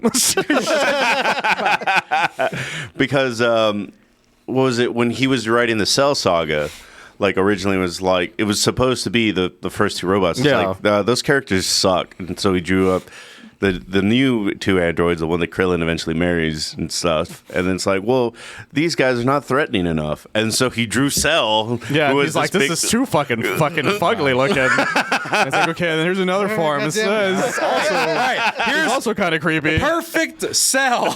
And they're like, perfect. And it goes on for like ever. On that point, though, he also like forgot shit a lot as time went on. Yeah, like launch. He also forgot Super Saiyan 2 was the thing. Oh no! He was doing an interview after Battle of Gods or something came out. He's like, "Yeah, it's Super Saiyan 2," and then he's got another form, and they're like, "What about Super Saiyan 3?" He's like, "Well, I already." It's like, "What's Super Saiyan 3?" And he's like, "This is Super Saiyan 3." He's like, "I thought that was Super Saiyan 2." And they're like, "Are you serious right now?" He's like, "Oh, so there's something in the middle?" Like, "Yes, you made this. Yeah. How are you the one forgetting this?" It's got lightning. He's got big That's muscles. how he forgot. He's like, "I don't fucking sure, I guess Super Saiyan 2." He's like, "Okay, fine, I kind of remember, sure." And just going back to Cell real quick, you can actually find Cell in Chrono Trigger. He essentially just reused the art, and so one of the big baddies just looks like Cell. And I saw that, and I was like, this motherfucker can't just be. That's like using like Pikachu as just like a minor boss in some other thing. I would love to before see Pokemon became out. I love him for that, There you go. that exact reason. Yeah, that's essentially one of the bad guys from Chrono Trigger. I think That's clearly a Cell of some kind. Yeah, look at the mouth and the eyes. It's the same fucking bug mouth. Also, I mean, I don't know who ever did this before, like, because he uses it on Saiyan armor and then like even Cell heads, like these little line shoulder pads. Oh yeah, I'm like, yeah, that's cool. It's fucking nice. Peak design. Toriyama. Fucking padding. Looks like padding. I love Toriyama so much, no matter how, because he was such a giant fucking goof. He was like anyone else we would have known in real life, like in real life. Right. Like just the guy who's just like, I just want to get drunk, look at dirty magazines, and like hang out with my family. That's all he wants. That's all he wants in life. Well, that was the thing. And he got away with it for a long time. One of his signatures was literally a drawing of himself where he's like holding his literally dirty magazine and he's like, I understand. He's like drinking a beer. Like that's like, yep, this is me. This is my heaven, he said, essentially. Or my paradise is what he said. Was him just reading a dirty magazine, drinking a beer. And I think the man was a comedy guy at heart. And a lot of people, that's why I'm always mad at people with Dragon Ball Super, because everybody's like, Dragon Ball Super is not serious enough. I'm like, this is exactly the Toriyama shit that I'm into. I was about to say, this is exactly what he was doing. This dude was making fart jokes. He just fell into. He was never. He was like, because Dragon Ball was like, there's a dude that fights you with a stink. Like, it was never like Right. a serious type thing. Goku has a test to find out if you're a woman or a I'm about dude. to say he's slapping junk. The whole first series, he's just slapping junk all the time. Also, Major villain is a giant rabbit that turns you into a carrot. yes, exactly. There are Chocolate, major. yeah, one of them turns you into chocolate and eats you. There's a major ninja villain who, like, he fucking sticks the stick up his dude's ass, like in a fight. Like, that's the thing that happens. Yajirobe fucking beats Vegeta by chopping off his tail and runs away. Yajirobe That's hilarious. It's so funny to me, and I love. There's so many I don't great think jokes. Dragon Ball really got super serious until Tien shows up, really, in a way. Yeah, it was in, and even then, like, it's still pretty funny because Goku loses because he hits a truck on his way down, instead of like hitting the ground second. It's so funny. Like, everything that happens in original Dragon Balls is really funny. Up until, like you said, once King Piccolo shows up, the whole thing just goes fucking like super serious. Oh, when Krillin dies. Yeah, and then it just sort of stays like that until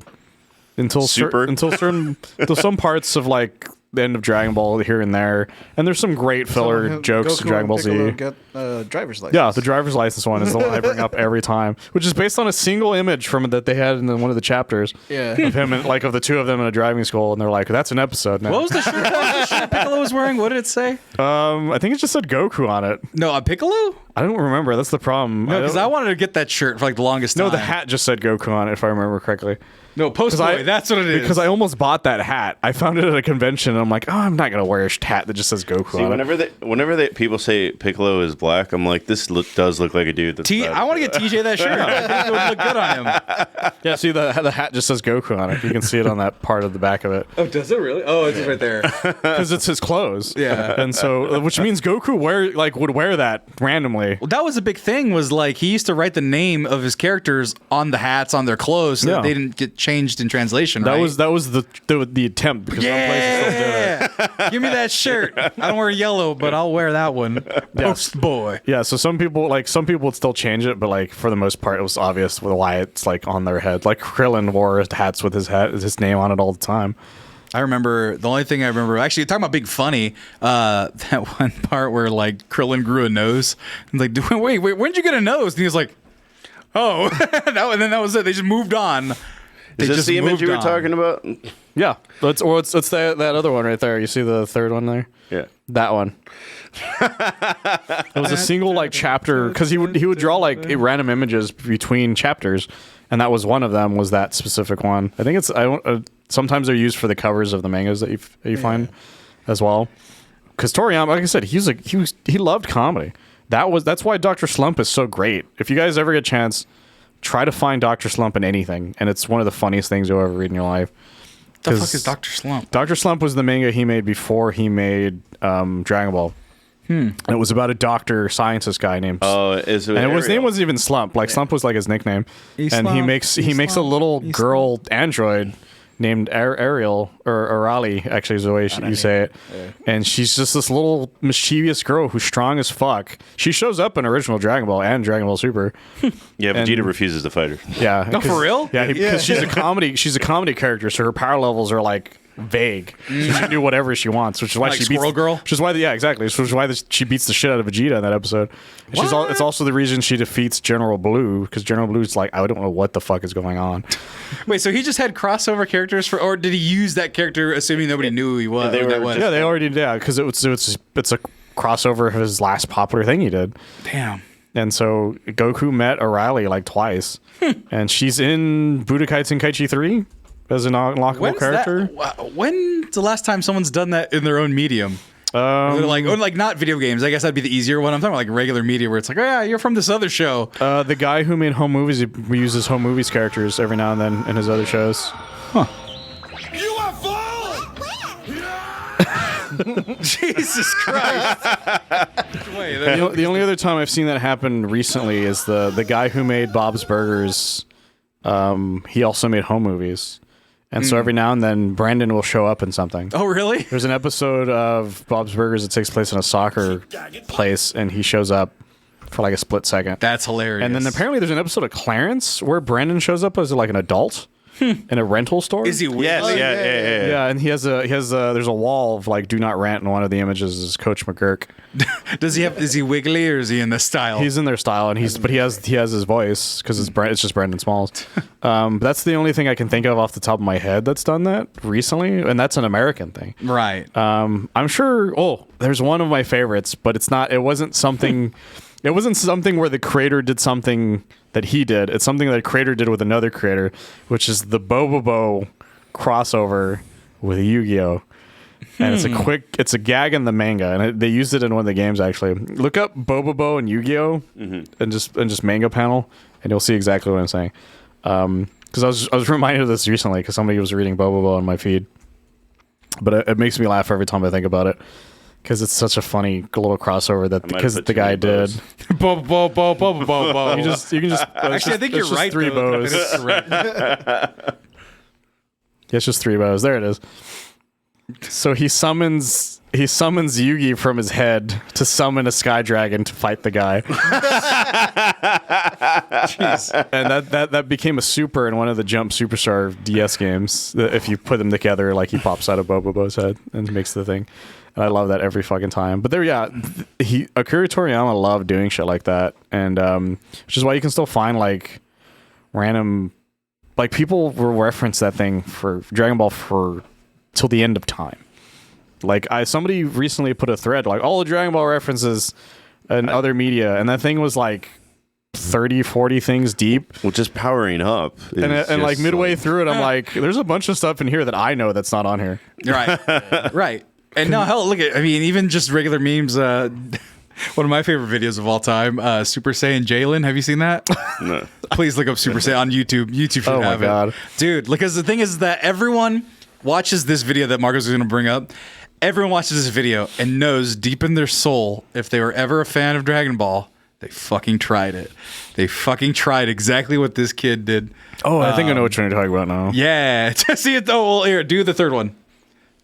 Because someone added super effects to it. Oh, this guy. Yeah. Yeah. God.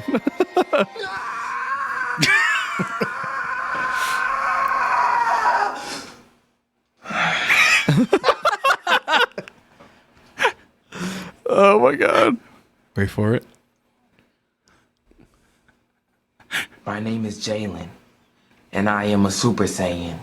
And it just ends. And it just ends. It just fucking and ends. it just fucking ends. God, that video has brought me so much joy at times. Just watching this kid just bored as shit, wondering why can't I be a superhero, and then just screaming his head off in the perfect cadence of fucking Goku. Oh man, There's a purity in that, I think. Oh yeah, there's such a great purity. Okay, Aramis 1, 2, 3. I was gonna make that joke, and I was like, you know what? It's too easy. It's too easy of a all joke. Of us? Oh, he's nutting. Like he's nutting. Yeah. Oh yeah. It was too easy of a joke, so I just let it slide. But yeah, there's one thing that I still do to this day that I used to do even back in the day, which is I will randomly yell at Kaioken something if I'm like really tired. Like if I'm like carrying a bunch of shit and I'm just like, okay, I gotta just keep going. I'll just randomly mumble to myself, Kaioken times 1, times 2. Like as I'm going through, like trying to like climbing these stairs to the apartment. Yeah, like making it like because the closer I get, I'm like, okay, I gotta keep going higher to get to it. But when I was in high school, I would do the full yell when I was in high school because I was in JROTC and we did a lot of PT. And I had a hard time keeping up with some of the people that were in better shape than I was. I was still in decent shape, but I would just like randomly yell at Kaioken times 5 and just like try to slowly catch up. I think the highest I used my number with was times 20. And it was when I was at leadership school because I was like lagging behind super hardcore. Oh my God. And so I just forced myself super hardcore with it. Like it's one of those mind over matter, matter kind of things. Because that's the thing about Dragon Ball and anime and stuff in general is how powerful it is for people in that way. Because I found him, by the way. Which one? That kid? You found what he looks like 2 now? years ago? Show me what he looks like now. Looks good. He looks fine. One take, and while I He was did it in one take, is what he's saying. I actually discovered like this is actually me. Like, What does that mean? So he's not doing well. He's been riding this high for a long time, Yes. and he's probably not doing okay. We wish Jalen the best. Can I tell you one thing I use? A quote that I Yeah, go use for it. for no reason, but I say it to myself sometimes, and I actually thought about it as we were talking when we were talking about Piccolo. Randomly, a point in my mind and go, Piccolo, nothing. You're getting lazy. That just goes in my mind. Like if I'm tired, like I'm just like, because I'm like Piccolo. It's just because Gohan constantly him saying Piccolo is kind of like my whiny voice in my internal Okay. monologue. Piccolo, I'm tired. Piccolo, nothing. You're getting lazy. And I just like, all right, time Maybe to I go. can build a raft. It's funny because it's a reference to Dragon Ball, but it became its own iconic thing. Dragon Ball Z Abridged. Oh, yeah. Yeah. There's the first time he uses the spirit bomb, it's like charging my attack. Yeah. I do that randomly all the time. Charging when my I'm- what? My Charging my attack. 'Cause they do the I'm a charging. yeah, my it's, attack. they do that like little Muppet song, and they always says "charging my attack." The other one that I quote all the time, especially when it gets really hot, I'm like, "Sun, sun, mystical sun, kill my enemies." I just randomly sing that to myself, or if I know I'm like going to be like really busy that day or something, I'm like, today's fighting day. Like I quote a bridge like fucking crazy. I quote it a lot. It's so much fun. I use the term deck like to punch someone. Oh, really? Because of a bridge. When he fights Goku in a bridge, he's like, "I'm gonna deck you in the schnoz." Deck you in the schnoz. There's so many great lines to that entire thing. And those guys are like our age. They started making that stuff when I was in high school. I didn't know they were our age. I know they're Austin-ish, aren't they? They're in like Dallas they're or all over something. the place. Well, the main ones are like in Dallas, which is Lanny Pator, Kaiser and Echo, and like a chunk of them. One of them is an old Spilio, actually. I met years ago. Oh, I didn't know. He's a guy named Stefan. I met him at a Leog Halloween years and years ago. And then one day I was watching one of their newer videos, and they're like, "Yeah, it was Stefan helped make this." And I was like, wait a second. So I looked it up, and I was like, that's that same fucking dude. Like, he has way less hair now than than he we did all? then. Like, same as I did. Shut up, JJ. But I was almost proud. I'm like, good for that guy. I'm very happy for that guy. But yeah, they're still doing stuff even now. They just did a Boo Bits commentary. Well, yeah, that they one just did. was. I don't know. I've heard different things. I don't know what's true and what's just people being internet trolls. But they were going to do the Boo Saga, and then they just ran into copyright strikes. But like, I've also heard on the other end of the subject, like they were going to give them permission to do it. They just couldn't sell merch anymore, and they were like, "Well, we're just not making anything then." Honestly, they have a number of reasons why they do it, and one of the biggest ones that makes the most sense is they just got burned out. They were just like Dragon Ball. The Cell Saga meant so much to them that when they were done, they were like, I have nutted, and I don't feel like doing this anymore. Is basically what, like, because it was that thing where like when they first announced they're going to do it, like Kaiser's talked about this at length already, where he's like, I was on such a high that when we did it, we're like, we fucking did it, guys. Like, let's just keep fucking going, not thinking about, hey, maybe I should have waited like a week before I made that decision. because he's like, yeah, the second we were like finally sitting down, we were trying to because they were going to do the BoJack movie next. It's like we started writing the BoJack thing, and we are just like, I don't want to do this. I'm so tired. I don't want to do this anymore. And they were all just like, yeah, let's just Not do just this not do anymore. this. And if we decide to do it again, fine. Like, but odds are they weren't going to, because they spent their entire 20s making this entire thing. Like I said, they're our age. Yeah. Like at youngest, they might be a year younger at us, maybe. Right. Kind of thing. And like Lanny's gone through a life already. Like he's gotten divorced like during this entire time. He was a frame. meme. Yeah, he was a meme. He proposed in Disney. Yeah. He was that guy who is that guy who was in the way of the proposal at that Disney, the guy who's just like, oh, he could like tries to get out of the way. That was Lanny's. That was Lanny's. Yeah. I haven't seen that proposal. clip.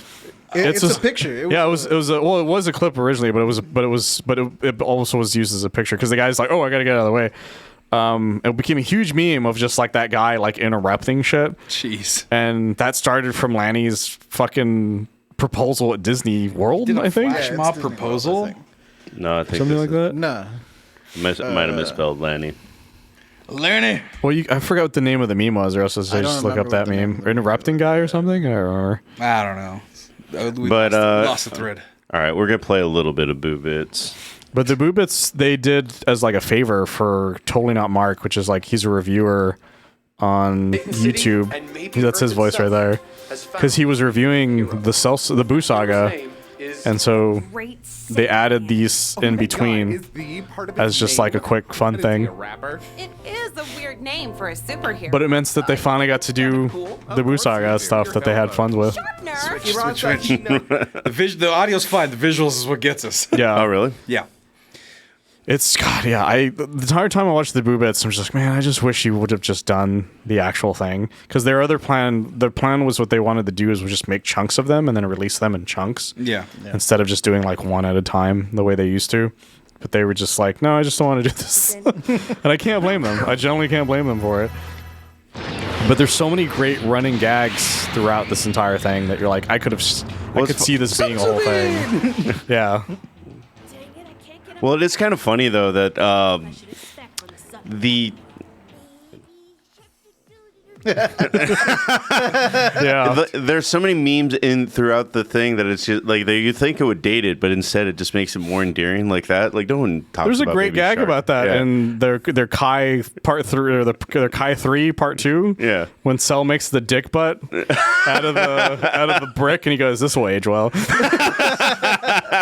they know full well they're like shit doesn't like some of it just doesn't age well because you don't know. Yeah. But also some of it, like you said, it makes it super endearing because it takes you back to like a different time. This is the first time I thought about dick butt in at least 7 years. Yeah. At least 7 years. And that's what makes the joke so funny to me. Also, there's that great gag of the Kaioken, where they say Kaio what, Oh yeah. which I still think about nonstop every time. I'm not gonna look for it, but there's a part where they're just chilling. Like it's on Namek.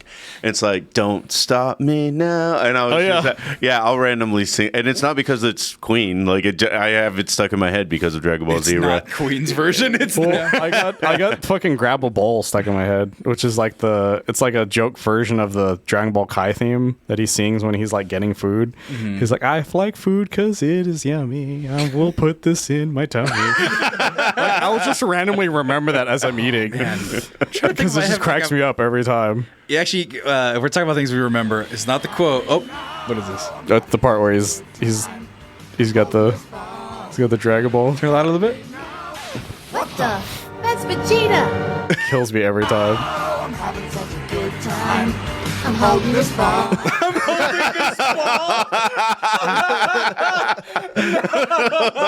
I haven't watched Abridged, really. Abridged is. I've seen chunks of pieces of it, of course. What's great about Abridged is I know like so many people who've only watched Abridged, and so they have this strange love of Dragon Ball Z and like without knowing any of the actual plot of the normal version. So all they know is that version. I'm having such a good time. I'm holding this ball. That is so stupid. I love it. That thing introduced a lot of people to like the deeper cuts of Dragon Ball though. My favorite being the Ginu Force theme. Oh yeah. Because the Ginu Force theme was never used in the English version. Or at least it wasn't. I think they might have used it in Kai eventually, but like Japan used to give anybody a theme song, no matter what it was. The Ginu Force had their own really it's like a 4-minute song Jesus about Christ. them, and I've listened to it while I'm working. Oh my God. Multiple times in the past week. Because hold on, I'm trying to see if I can remember all of them. Captain Ginyu Force. Oh yeah, there's the Captain Ginyu, Jace, Birder, Raccoon. What am I missing? It rhymes with Doom. I said Raccoon. It rhymes with Okay. Doom. He just likes saying it. What's the other What one? were the ones you said? I said, Captain Ginyu, Jace, Birder, Raccoon. Forgetting the last Everyone forgets that one. I know it, but I want to I see know if which you one get he's it. forgetting too. one. Ramon. No. Which color was he? He was green. he's the green Green. one. He can stop. Oh, he can holds his stop breath time, to stop yeah. time. Fuck, what is it? G something. So close. close. Yeah, you're so G close. something. Okay, I'll give it to you. Who is it? It's Gildo. Gildo. Gildo. Fucking shit. That's right. I got to meet the Team Force They're all guys a couple dairy. times. Gildo. Oh, just Japanese. Yeah. Yeah, the funny thing is that like Ginyu is milk. That's right. I knew that. I mean, they most of it's food and vegetables anyway. Gildo dies like 3 episodes ahead of everyone else. he That's dies why. so fast. That's too. such a. I just liked his fucking power the best. Just Yeah. Oh yeah, like the fun thing about Dragon Ball, depending on where you watch it, is what did they censor and what did they not censor. Is my favorite thing. HFIL, the home for infinite losers. America got the most censorships, which is when they're very endearing ones. Like they give Mr. Satan technically a first name on accident by doing that. We knew him as Mr. Satan. See this? That was his name for us. But we had Chi-Chi's name was Milk. Yeah. In the Spanish dub, which makes sense. Makes sense. But they didn't fucking censor Satan at all. They were cool with that. Why can't I feel my They were cool with all the everything? wieners too. Yeah, they were cool with everything. Why can't I feel my everything? The end for me. Gildo's death in the show.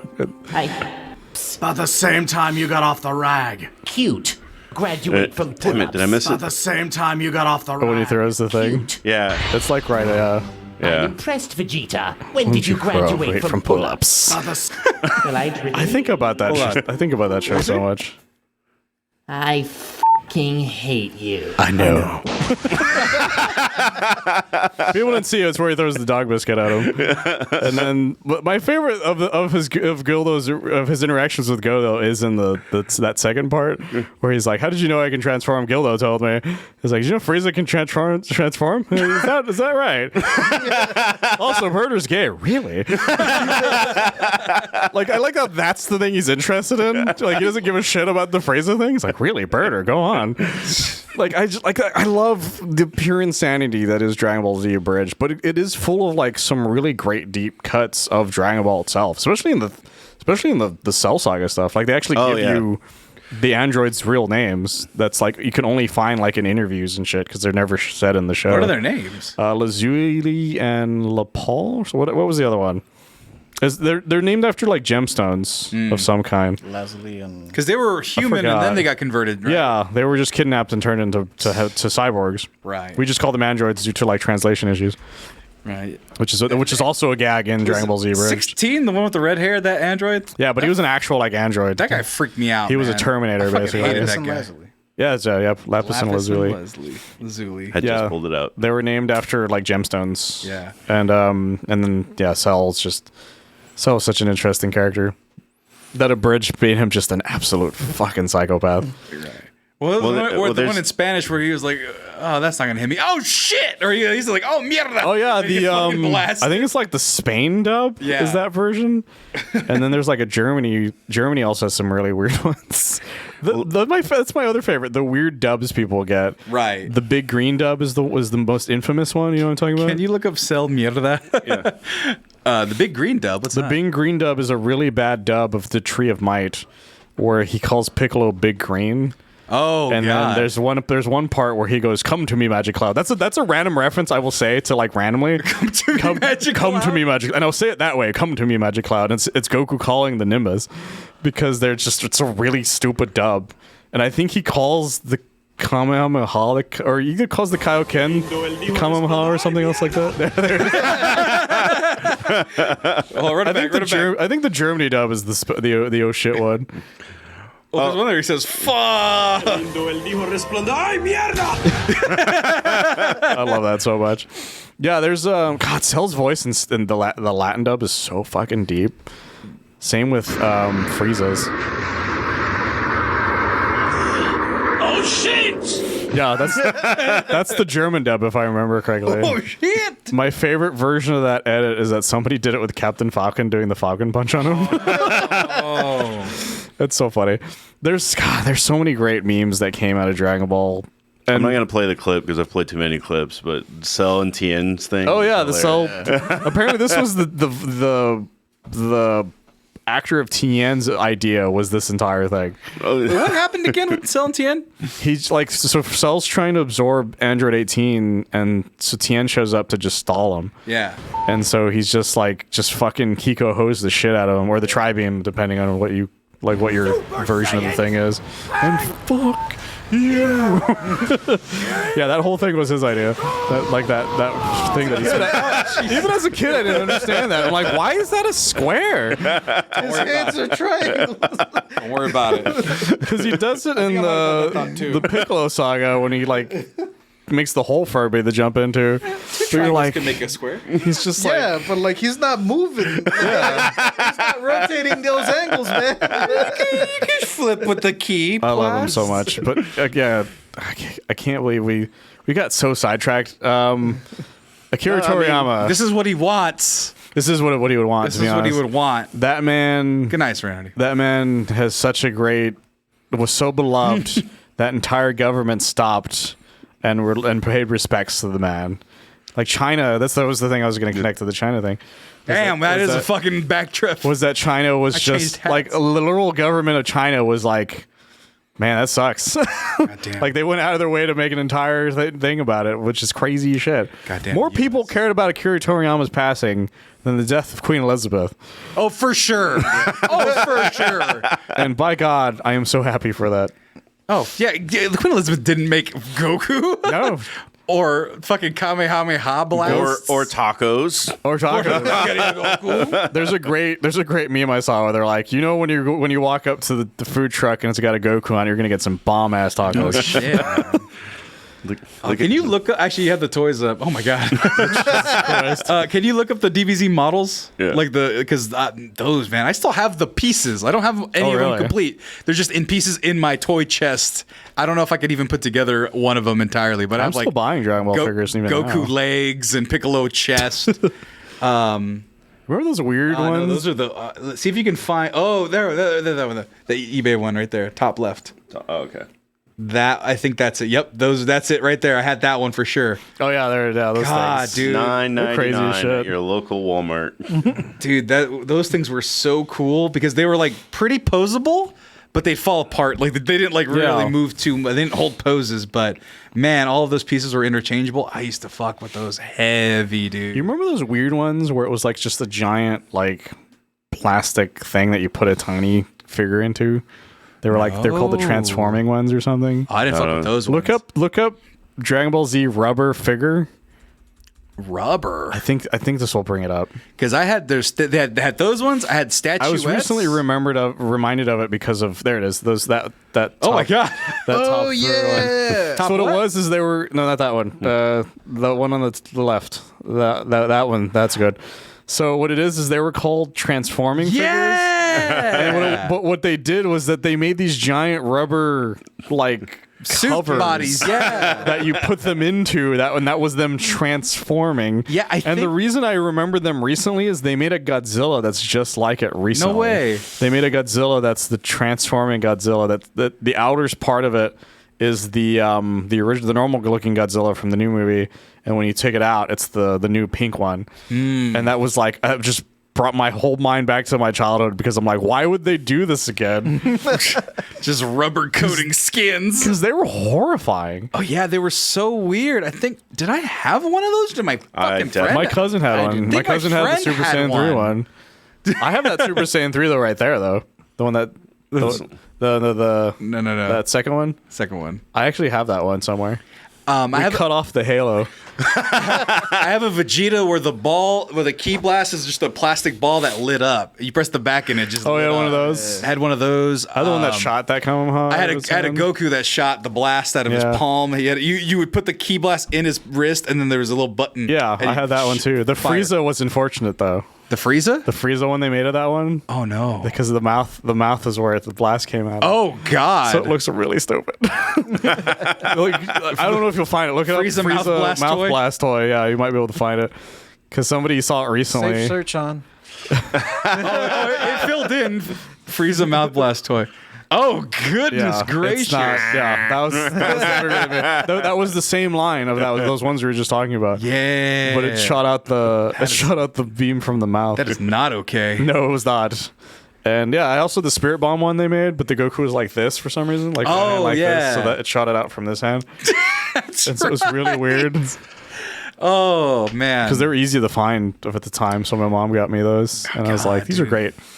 And then all of games that were coming out that we were playing that no one else was at that point. Or the Dragon Ball Final Bout was a great example of that. See, me and RJ rented it all the fucking time. Me and my brother would rent it, and it wasn't translated. Oh yeah, we didn't have a chip to translate it or a mod. Wasn't part of it. So we just had to like figure out. Okay, if I If I select the second one, I think I fight Vegeta, but That was my favorite thing was that we actually did buy a mod chip. It was one of those ones that like went into the back of the PlayStation to play it because I still have this to this day as my Japanese copy of Ultimate Battle 22 that I used to take to my uncle and aunts.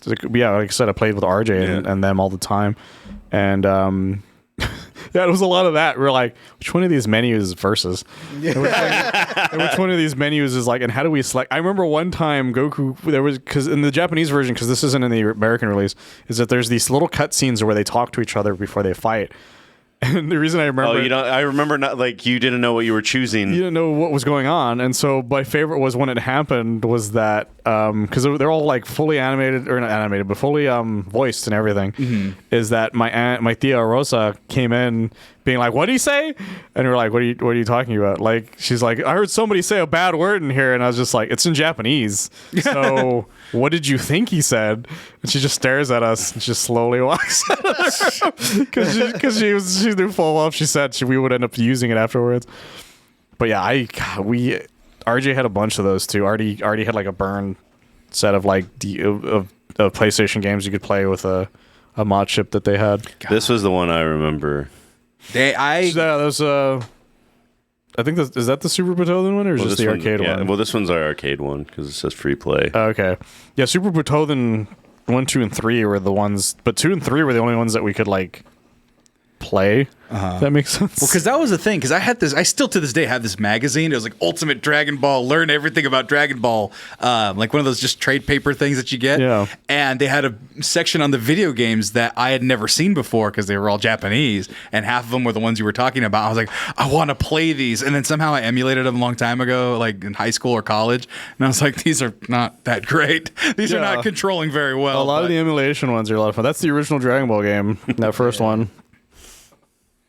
Yeah, and man. That one's, I think, one of the arcade ones. But there's a lot of Dragon Ball games that have never come out here to this day. Super Nintendo, the Famicom Mini in Japan, there was a special edition of it that had just Shonen Jump games. Oh, shit. Yeah. And one of them was Dragon Ball. Yeah. God. And there's a Dragon Ball DS game that never came out here, and to this day I don't know why it didn't, because it was a Super Butoden 3D game for the DS, and I had a modded DS that I played it on. See, it was a lot of fun. The last one I had was Tenkaichi Budokai 2 for GameCube, which I have. It's in my possession. Oh, okay. I have it available. We can play it right now. Yeah, I remember when we did the video game tournament, Mike was like, why that one? Right. It was like, I remember the one I got. Confused by that. Because I have Budokai Tenkaichi 3 and 3. And Budokai 3 at the house right now. I think I have all of them, actually. It was just so fun. It was such a different flavor, right? Just like blast, play through the story mode. It's fucking great times. We grew up at a really interesting time that we got. When Dragon Ball Z Budokai 1 came out, it was such a big deal for everybody. Right. Because there was nothing like it anywhere when it came to Dragon Ball. And we got it first. That was the weird thing, is that America got it before Japan did. But Japan had these but we got like the weird Rock the Dragon intros is what we got, like over the Chala like anime music, like the video they did. Right. Where if you had the Japanese one, of course it had the whole thing. And yeah, we got so many Dragon Ball games from then to like Connect or something like that was the last one before it almost went to shit for a long time. Jesus Christ. There was a big Dragon Ball drought there for a little bit. A little bit. Well, because you were saying, and this is just me being dumb and not having any connections, but you were like, I think that, because the real reason was what you said earlier. The movie was so bad that they were like, I'm going to make more Dragon Ball, and it'll be better, because it'll end on my terms. Yeah. But for my dumb brain was like, oh, Dragon Ball Z Abridged is actually making people care about Dragon Ball again, kind of thing. No, that's actually what it did. A lot of people, there was a huge argument in the past few years about that exact thing on Twitter, because people were mad that we were willing to admit that. Because there was a time, because a lot of people weren't around, or not a lot of people, but there was a lot of younger Gen Zers that weren't around for, I call it the Dragon Ball drought, because we weren't even getting good games anymore. Like everything, I think Ultimate Tenkaichi was the beginning of the end of like bad games for a bit. Right. And then so we were getting nothing. Like we had jack shit, and when it came to stuff, And I was even the way I'm dressed right now. Even I was like, man, I'm starting to like lose my momentum here. Am I gonna have to wear Yu-Gi-Oh? Yeah, kind of. I'm like, am I gonna have to start fucking like watching The fuck is a Boruto? fucking Yu-Gi-Oh or whatever? Or am I gonna have to like just give up on it? Because I was starting to give up on anime in general because this was the point where it reached maximum cringe levels of like anime weirdo weeboos. If you went to conventions, and I'm like, I don't know if I should be part of this anymore. That's, kind of thing. that is a crossroads to be at. And so when Dragon Ball Z Abridged happened, it reignited my interest in Dragon Ball, as well as a lot of people's interest in Dragon Ball Z. And some of us do kind of think that Dragon Ball Z Abridged is the reason why people were realizing there was interest again. But in reality, I don't think that. In reality, I know that's not true. But in reality, it's the reason it was successful again was because it kept the torch alive long enough for it to come back.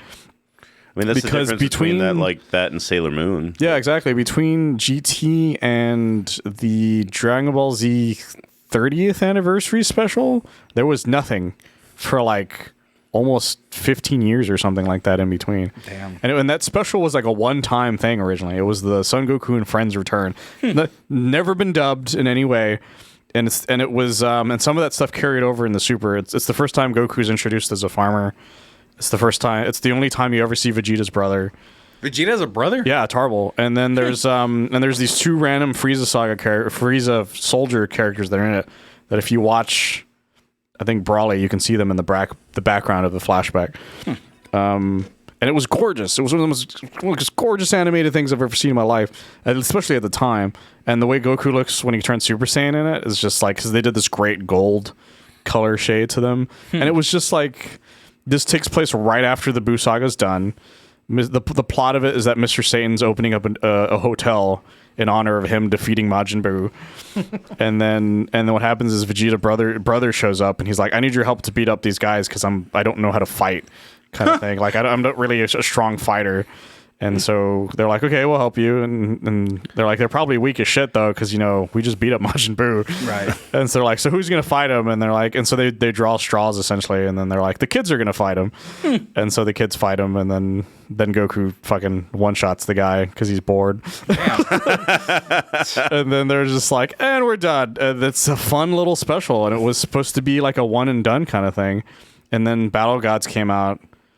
And then they did what the special did is like, what if we made an entire show that takes place right after the Buu Saga, but right before the show ends? Because there's like a 7-year time frame in between there that we could just jam a bunch of shit into, and that's where Dragon Ball Super takes place. Yeah.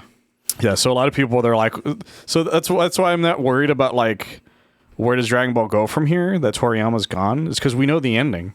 There's nothing past that point. Toriyama never made anything past that point, and he never had any inclination that he was going to go past that point. End of Z is the actual end of Dragon Ball, period. So at that point, if you watch that point, you can just be like, he fucking knows Ultra Instinct at this point, but he's just not going to do it. Right, yeah, so he learns all these Super Saiyan blue and red and pink and all this stuff, and then he just stops using it? Yeah, the idea is at the end of Z is that he doesn't transform in the entire thing at all. No. So he's just like, so the idea is like maybe he just isn't using them in those episodes. Because Dragon Ball Z ends with Goku as a grandfather, and he sees Oob, and he's like, we're gonna go fight a lot. Yeah, what is Oob's deal? He threw me off when I first saw him. Oob is the reincarnation of Kid Buu. Right. Years, right? What are you talking about? Yeah. I saw you. They make a gag about it, yeah. Black Frieza nonsense. Oh, right. Remember when I was black? Well, that was weird. I've dyed my hair for a bit. And I stopped looking exactly like my dad. Is that before or after we met Broly? Which one? Whatever happened? That's the best thing about, like, the funny thing about End of Z is that you're like, wait, some of this doesn't make as much sense as it used to. Especially that part where Bulma's just like, yeah, I haven't seen you in 5 years. We're like, how is that possible? Like, there's so much that's happened during that time frame where you're clearly there, so that's not a thing anymore. Just move along. That's the only part of the timeline that doesn't work with it, but for the most part, everything else works fine. Right. And because he doesn't meet Oob at all in the entirety of Super. Like they show the idea that he exists, but you never Goku never interacts with him at all.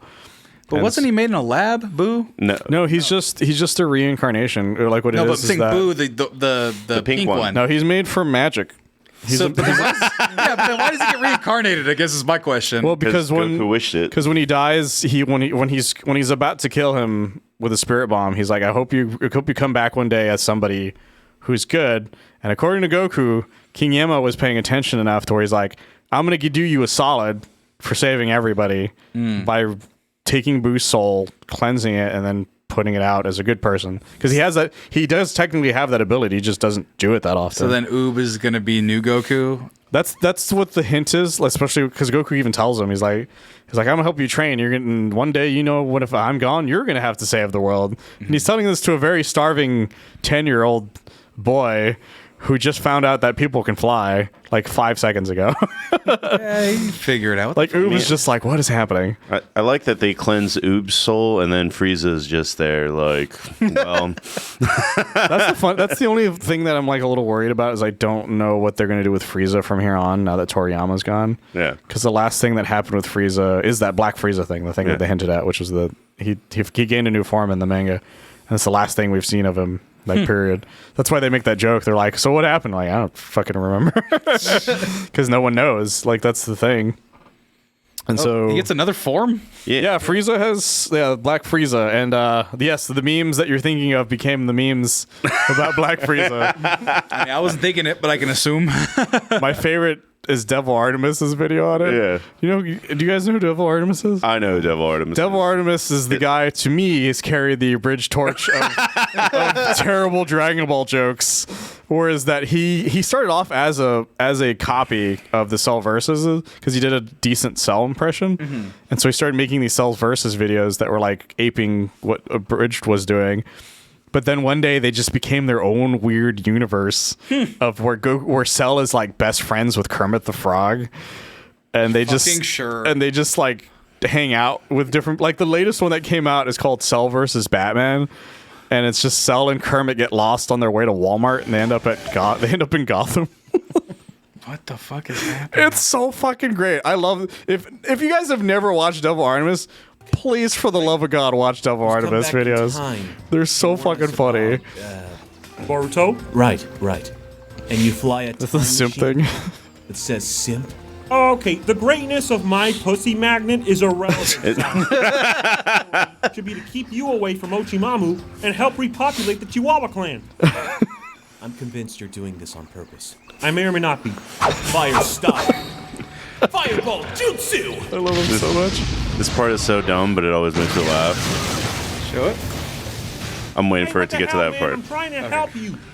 Screw it. Summoning jutsu! Oh yeah, I know which part you're talking about. Just remember which part you're talking about now. What jutsu is that?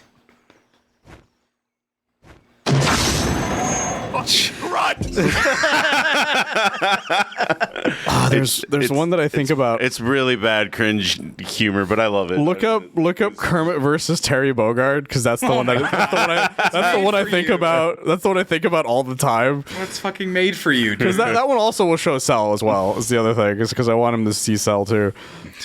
But it's the gag. It's the gag that's so funny about it. Samurai. You know what? We're skipping that one for now. Oh, come on. And instead, edit the video title and the thumbnail to Kermit versus Terry Bogard. The song? Yeah, he brings his own like his own radio and starts playing it. Rising tackle! And then he just beats the shit out of Kermit.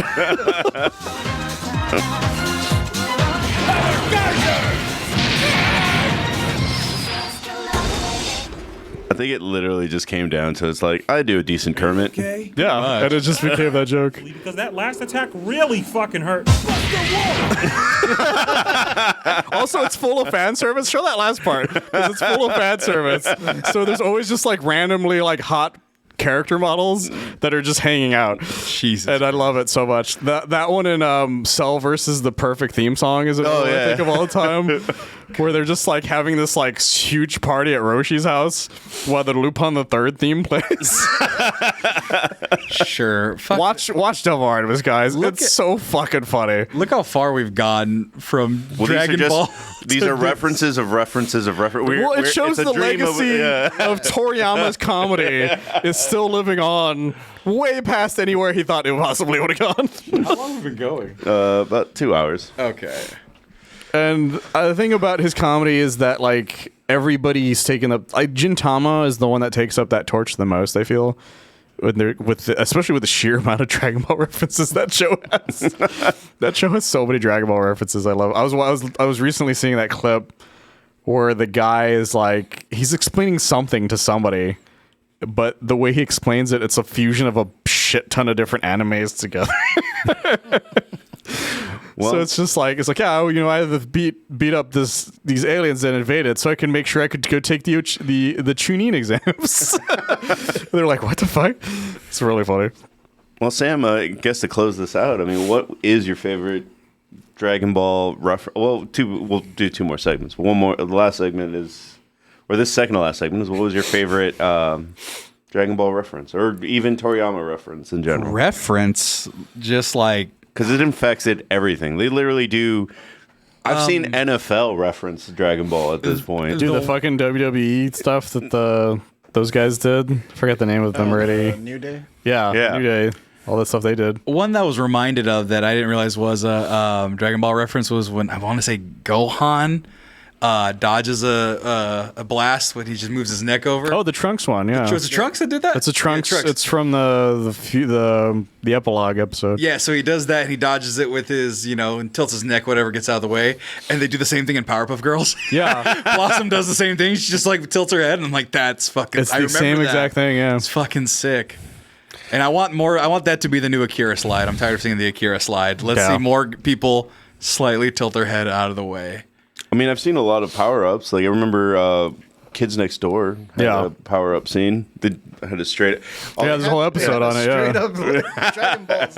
Oh, Number shit. 4 coup. Yeah. Also, if you want to do like a derivative that I still enjoy to this day, despite it maybe being questionably offensive, is the anime episode of South Park. Oh yeah, Hikikarakuru, protect my boss. Favorite thing about that fighting love is that song is just like it's such a perfect joke about Japanese theme songs. It is because it is pure gibberish. It's just pure gibberish. It's such a great companion to Chala Het Chala for that exact reason. There's even a line in it where he says we can say whatever we want because no one cares. I think is what is an actual line in that song. Right. Let's fighting love. He sang it live at that anniversary thing they did. Oh, really? And it's so well done. But just everything about that episode cracks me up, and just like the freneticism of just like, and the excitement that the kids get from getting these ninja stars, and right away they go anime done. Yeah. Like that's where their brain goes, and like that's. I think it was a part of all of our childhoods to varying degrees because, like, at some point we had a mall sword place, and so like my buddy had some mall ninja shit where he had like some swords and stuff, and we would go and play. And I recorded a movie trailer actually of us playing with various different swords that we had were in our possession and ninja stars and whatnot. And I don't think we used the ninja stars, but like I don't think they actually work. Well, I mean, you can still throw them. I don't think stick to anything, but it depended on if the guy was willing to sharpen them to get arrested or not. Is really what it came down to. Right. And then just randomly just get nunchucks. You're like, what the fuck? Yeah, nunchuck. And then you hurt yourself immediately. Like, that whole idea of like we're gonna be an anime. That was a lot of our mindsets when we were younger. Oh, of course. I'm a bit younger than all of you guys, so like particularly me, I was 2001, I was 11 years old when Dragon Ball Z started coming out. And so it's like 10, 11. So you're just like, oh my God, everything's real. My brother... It's so fucking cool because you elevate, because I'll tell you my transition. Okay. It went from when I can remember, Power Rangers. Mm-hmm. So then went to Power Rangers, then Pokemon came out. So then like Pokemon, flipped into Pokemon, and then that's like 96, 97, like... Big Bang Beetleborgs, I think, were later and stuff like that. TMNT kind of was the 97, 98 that came out. And then Toonami. Toonami changed the game with... What was some of the original releases with that? Sailor Moon, Dragon Ball Z, eventually Gundam Wing showed up in the middle of that. Because Gundam Wing was when it turned. You got you did get They Yu showed Hakusho. they showed that Johnny Quest show. That's right. The new adventures of Johnny Quest. What was the dating anime? But we only got like 8 episodes. No. Well, Tenchi Muyo was another part of it, but I don't think it was a dating. It was a early show. though. Yeah, that show lasted a long time. But we only got like 8 episodes. This is not. No, we got the whole thing, and then we got a sequel series to it too. Right. And then you got a sequel series to that series too. We got a shit ton of Tenchi Muyo here. Right. And so, but like that switch happened where Dragon Ball Z was my thing, and then my brother was into Gundam Wing. And then I was like, is that like more mature? Do I have to be smarter? And then I started getting into Gundam Wing, and I'm like, this shit fucking rocks. And then you just were on that path. But like pivotal, DBZ was that pivotal like maturation, like this ain't no little kid shit no more. Boom, Dragon Ball. And I think a lot of people have that feeling about it. Oh yeah, that it's a piece of kind of coming from childhood into not even adulthood, but like preteen. More mature tastes. Well, I think for a lot of people, it's their first serialized show where it's like, oh, I have to come back. I have to watch from like episode 1, right, to understand what's going on in the Frieza saga. Next time on Dragon Ball I could see Z. that. Yeah, and then the funny thing about Gundam Wing is that I don't know how true this is, but it's something I've heard years ago. Was that Gundam Wing was originally brought on to try to get women. Yeah. Try to get the girl demographic. Is that why they're all sexy boy bands? Yes, that's exactly the reason they put Gundam Wing instead of like any of the other Gundam shows, because they were running a Sailor Moon, and they're like, well, we want to keep hang on to this girl demographic. Like, what are we gonna do? Is like, well, there's an anime full of twinks and robots that I think seems like a good idea, and then they did that, not understanding that little kids love robots covered in guns. Exactly. And you grabbing love letters and saying, I'll kill you, and then throwing it away. Yeah, and so accidentally became this huge thing. I do like how Mexico was fed so much Ranma, and like that doesn't really exist in like at least Toonami. No, there was no way you could make Ranma and a half a thing on Toonami. Hell, we barely were able to get it in Mexico because they still had to censor some of it. Wait a minute, that was the one where the guy turns into the girl, right? Yeah, and then the dad turns into a panda, and then when I worked at the casino, one of my coworkers got on eBay and was like, I really miss Ranma, but I don't want to buy like the official licensed DVD because that's not the Ranma that I grew up with. I grew up with the one from Mexico, so I want to hear like Spanish Ranma. So he went on eBay and found bootleg DVDs that had the Latino dub, and he was like, awesome. And he came to work the next day and told me, bro, I did not know there was so much nudity in this. Yeah. The only way I could tell that like some naughty parts were about to be shown is because like they didn't dub that part in Mexico. So I'll be watching Ranma and Akane will yell out, Ranma, eres un estúpido, and then it'll be in Japanese all of a sudden. I'm like, wait, what the hell? God, and that's the thing. And then Ranma's tits are just there. Right. Yeah, they didn't give a shit. I still remember this like it was yesterday. Me, RJ, Artie, and like one of my brothers, Art, we rented an English dub of like the first couple of episodes. Yeah. And then they were just like, and our parents weren't paying attention to what we were doing. And so we're watching this, like, yeah, Ranma. And then the nudity happens, and we're like, oh.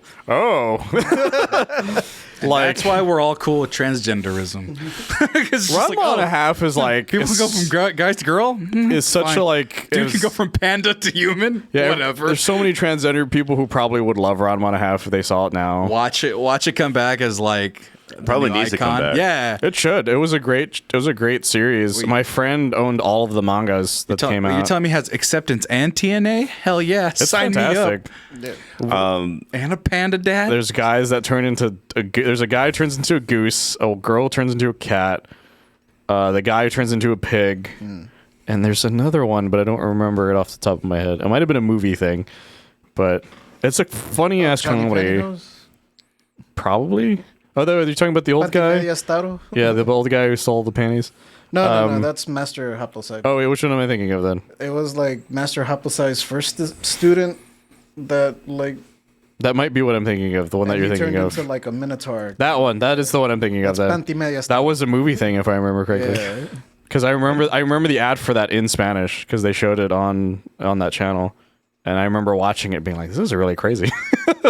So, I don't know what his original name would be, but I think the dubbed name in English was Johnny Pantyhose. Okay. Johnny That makes Pantyhose. sense. Pantyhose is totally part of his name because in Spanish his name is Pantimedias Taro, and Pantimedias is pantyhose. Yeah, speaking of that, the DVD thing, my brother's like that too. He's like, I want to own Dragon Ball Z in Spanish. Yeah, like he really wants to own it in Spanish.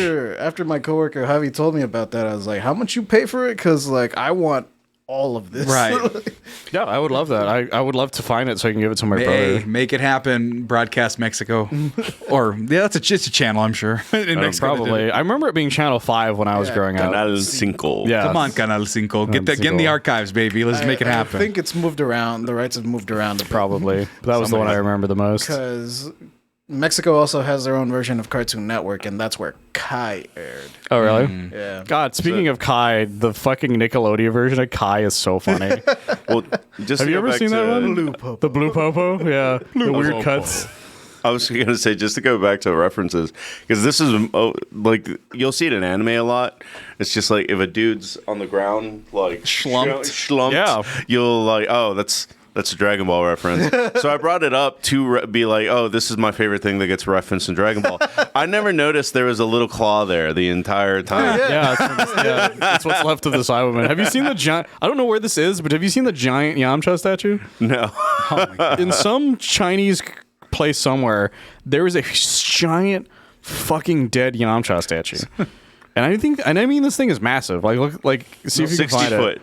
Yeah, 60-foot giant dead Yamcha statue. Just the middle of this giant square. And I don't know if it's still there, but I hope it's still there. Because I don't know what you would do with a giant 60-foot dead Yamcha. What wouldn't you do with a giant 60-foot Yamcha? Also, to bring up the greatness of Dragon Ball as a cultural phenomenon, it is the first anime to have ever gotten a float in China. Thanksgiving Macy Day parade. That's right. It was the blue hair, though. I don't forgive it for that. That's fair. Should have been yellow. They Should have been iconic. the Luffy one didn't do so well. Didn't he explode? Part of his hat exploded. That's right. Because it hit a tree. Yeah. And so he looked like he had a bucket hat on instead of a straw hat, and it was really funny. Well, it looks, I actually saw a TikTok that says Christina was like the disrespect of Yamcha, Yeah. and it was like he's like, yeah, kid, you've never seen this before. The power of my wolf fang fish just punches him in the face. Just like, oh shit, this kid. And then the other one where he was like, wow. It's like, Bulma, you have a kid now. I wonder who the dad is. And he's like, is it you, Yamcha? And he's like, no. That's also Dragon Ball Z Abridged. Yeah, I was like, well, The abridged version is so much darker. I just died like 20 minutes ago, and they resurrected me, and now she's pregnant with somebody else. Whatever, and he just walks away. The funniest thing is that when I was growing up, Yamcha was my favorite character. Well, yeah, he's the cool guy. Also, was was so Pikachu great. first? Because someone's saying not Pokemon was. No, but Pokemon started as a game first, so it doesn't count. Pokemon was the first game though to get a Macy Day parade float that way. Because a friend of mine tried doing that to me last time. I was like, but it doesn't count because it was a game first, and it's more on there because of it being a game than it being a show. So, which is actually just as impressive, if not more So impressive. Yabo is Laughter 44. You just got after trying to get the getter. Yeah, I literally had this exact conversation when it first happened because I had my friend try doing that to me. Mike said, "I know I'm gonna get got, but I'm gonna get mine before I get got." Exactly. Though. Marshawn Lynch. Yeah, that's your boy Slaughter. I can't overstate. Oh, your boy. What I say was? I don't know. We fuck up these names all the time, dude. We love y'all. What did I say? Yabo is laughter. Yabo is laughter. Yabo is laugh. What did I? So it's your boy Slaughter. Your boy Slaughter. Oh. I'll take anal bum cover for 600, please. You can't spell slaughter without laughter. Sorry, that's an old reference. God damn, yeah. Famous titties for 400. Sorry, I'm just gonna do the entire. Let tits now for 400. Let tits now. Yeah, Dragon Ball. We cannot understate the importance of Akira Toriyama for everything. That's why I'm here. That's why I'm on this episode, because this is literally the only anime I can talk about. Bad Coyote, Funky. Yeah, Twitch names are weird. It literally made an anime the next year. Yeah, but it still started as a game, so it doesn't count the same way. Super came out like 5 years ago. It's the same fucking thing. That's the thing. But anyway, like that's what I'm saying. Like this shirt, like I said, is authentic. It's real. There's a real part of me that I don't show very often. Is that my love for Dragon Ball Z at that time? There was a picture when you were Googling. I tried to find them, but I have sketchbooks back home of me trying to draw poorly Dragon Ball Z characters. Like that, me trying to draw and just trying to draw. I don't fucking draw for shit. I can't. My mom can do it. My grandpa could have done it, but I can draw. But I have binders or notepads of me trying to draw Goku in various like shitty forms, and I was just like, this is the influence, and this is what lives inside of me. And I bet you I would like anime if I were to go back to it again, because I've kind of been off of it for a long time. But it's like hearing Akira Toriyama pass away. It's like, damn, that sucks. Didn't mean as much as the people that went further beyond that, because I let it go at some point and just went to my life, and I said Dragon Ball Z will always be there. And some people were like, nope, I'm going to watch it and keep up with it. And it's my thing. And I know those people are fucking crushed. But like, there was still a part of me, damn it, is the moral of the story. There's a great tweet I saw that I thought about. Was my exact thought process is that it never even occurred to me that Akira Toriyama could die. Right. Yeah. Like my entire thought process was like that. Yeah, exactly. I thought he was just this eternal anime god that would just never die. And the funny thing is that out of everyone in the Dragon Ball, like everything that I expected to die first was Goku's voice actress. Like she's like 90 years old. Because she's right? like 90. Yeah, she's like 90 something, and he died at like 68. Which is why it was such a shock to me, because we've gone through already 2 different Mr. Satan voices in the Japanese version already, and we've gone through one Tien, we've gone through a Bulma, King Kai died not that long ago. Like, we've gone through quite a few Dragon Ball voice actors from Japan having died, and we've gone through some in America for various reasons, whether or not it was just recasting or things like Vic Mignogna now, or whatever the fuck his name is, with all the controversy that happened with his ass, kind of thing. Yeah, we also went through a Shenron, yeah. And it's crazy to me that, like, that show... A lot of people forget that Dragon Ball in Japan is a late 80s cartoon. Right. It started in 88, if I remember correctly. Mm-hmm. And then they stopped making it originally in like 97, which is like 10 years almost? Yeah, 10 years. And then there's a giant gap, and then that special came out, and then that was like 2008. And then from then on they haven't stopped to this day. And they were still doing it for the games though, so it wasn't like they weren't doing it at all. You don't need to know about that meme, Sam. Oh.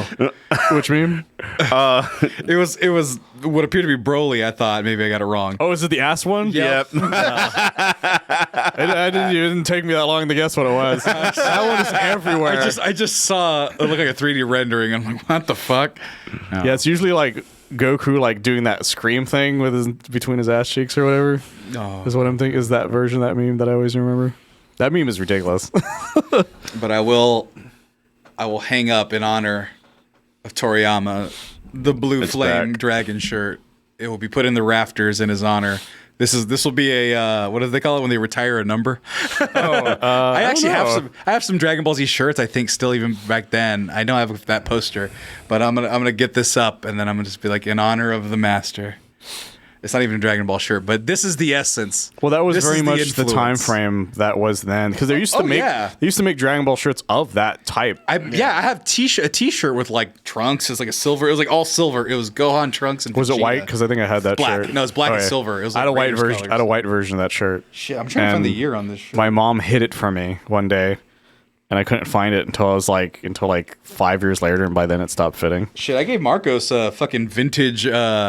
Chlorine-stained Gundam shirt. Oh, okay. That was from that era. It had a big hole in the armpit, and he's like, fuck it, I'll take it. That was the reason my mom hid that Dragon Ball one, is it had a giant hole in the armpit. And she's like, I don't want you wearing that. Because I finally confronted her. I'm like, I thought you told me we lost this. Did you call your mom a fuck? No, I said, I thought we lost this. And she's like, no, I just hid it from you because it was falling apart and you were still trying to wear it. And I was like, it was one of my only Dragon Ball shirts. Of course I was still wearing it. Right. This doesn't have a fucking year on it. JJ, I found a meme just for us. Oh.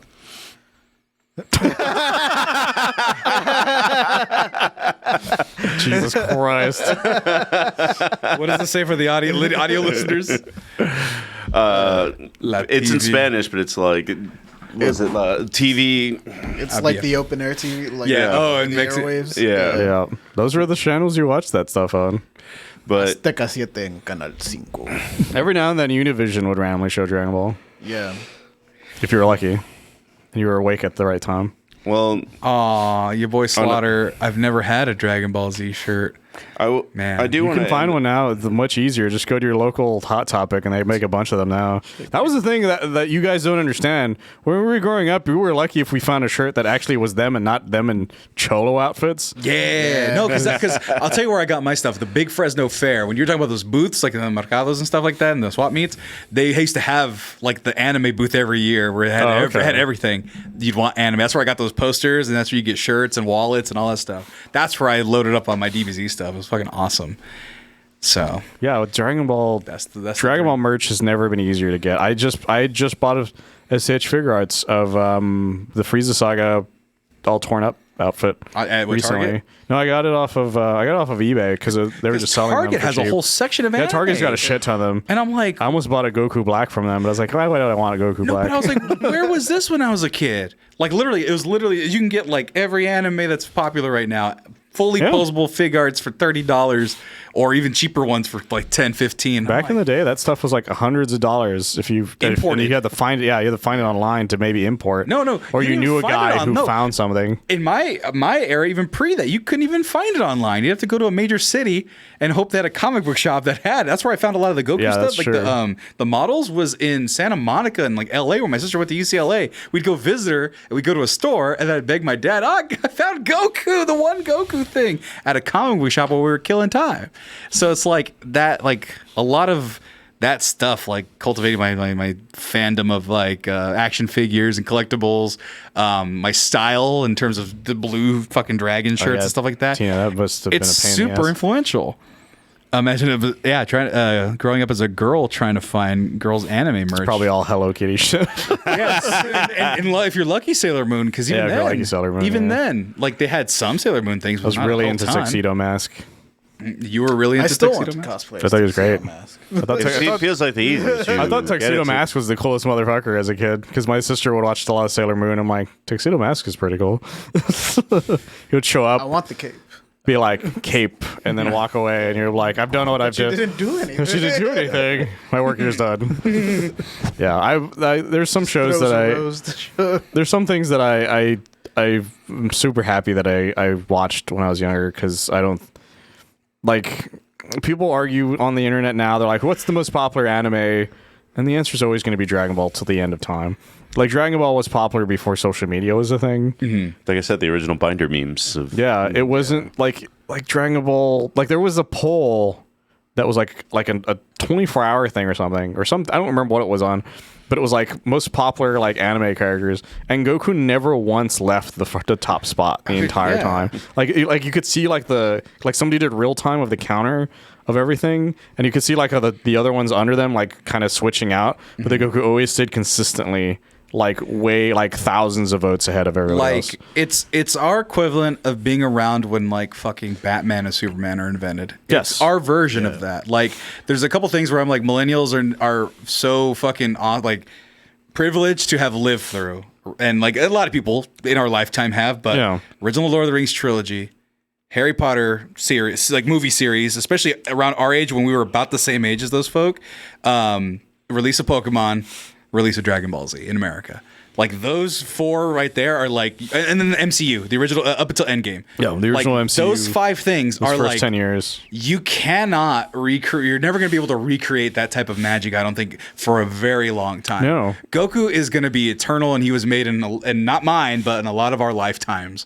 You know, and popularized. He's a mythological character now. He's the same way Superman is the mythological American superhero character. Yeah, Goku is the mythological anime protagonist. Like there's nothing that's ever gonna top him ever. And like and I know people get in arguments with you about the Superman thing. It's they have the exact same influence from the second they were made to now, is that everybody apes on everything they did when they first came out. Absolutely. So I just wanted to just end on just a little bit of a somber note, just because so many things about this. I didn't personally know him. None of us did. We're touched by his art kind of thing. But you didn't personally know Akira Toriyama? Why the fuck not? Why didn't you know him personally? I mailed him. He was my best friend. Kira, we called him.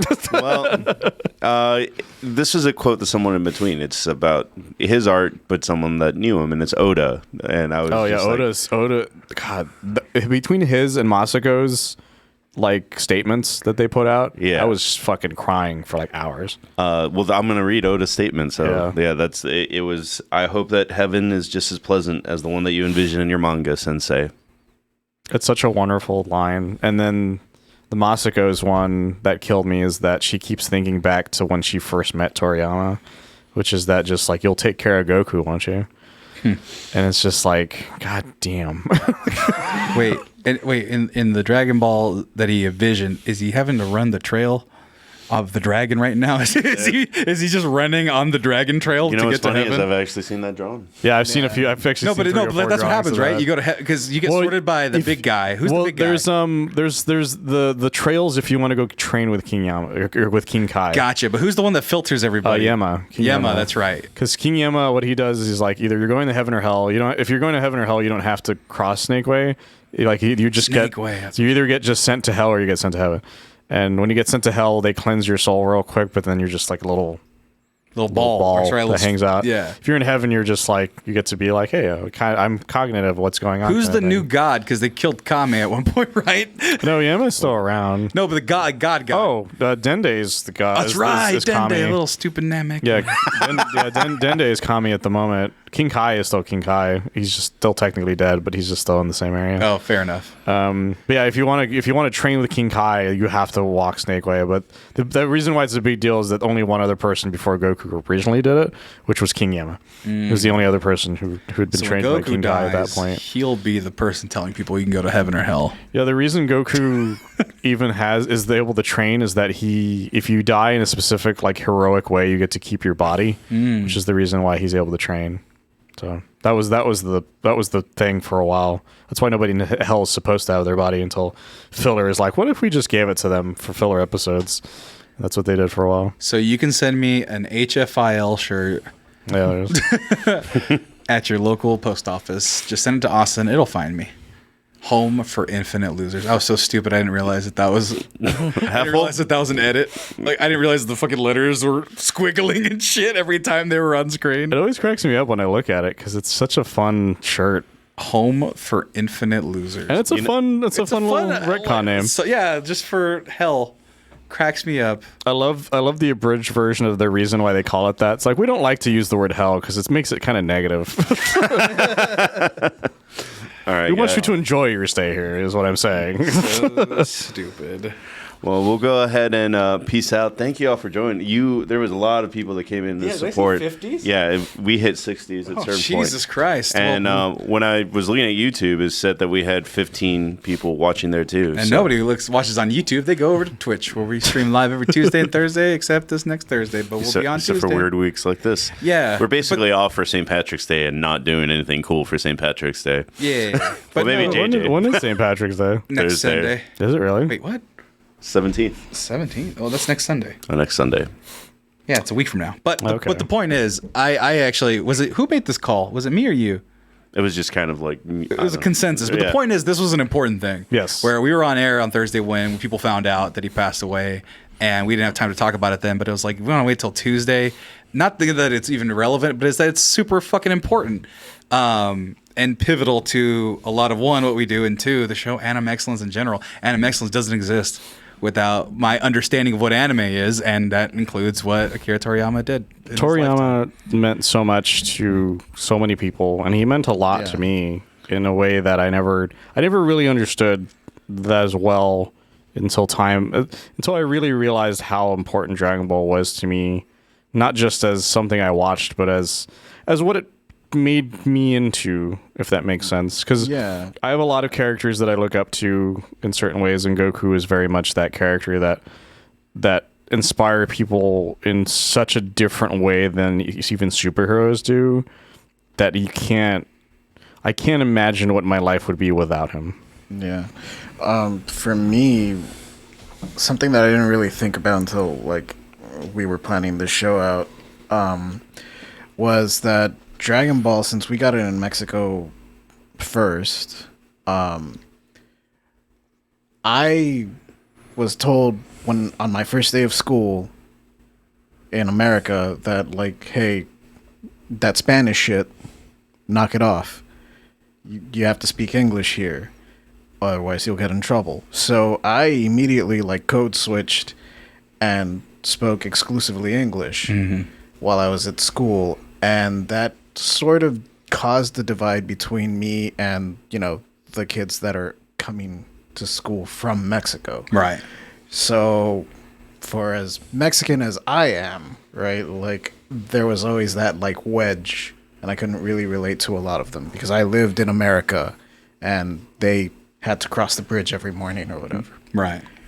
Dragon Ball was the thing that united us. Like, once I started watching Dragon Ball, they were watching Dragon Ball.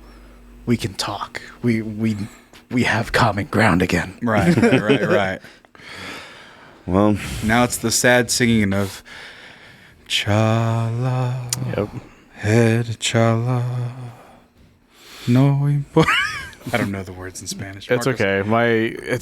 I'm so happy that I grew up on the original music and not that Falconer stuff. I will go 90 miles an hour tonight in honor of playing Rock the Dragon. You can be like Galen, try to power him. Shit, if I had the time, I would have spray painted my beard fucking gold. but anyway, like Rico Hero quoted us. Good night, everyone. Switch to camera 4. Move well, study well, play well, eat well, and rest well. That is the Turtle Master way. And then just to throw a quick ad, please follow us. And also be sure to find the Turtle Master way. Follow us on Discord, Instagram, and TikTok. Follow the links below. Join us on Tuesday. I'm sure it'll be compas. The Turtle Way is with you guys. May the Force be with you.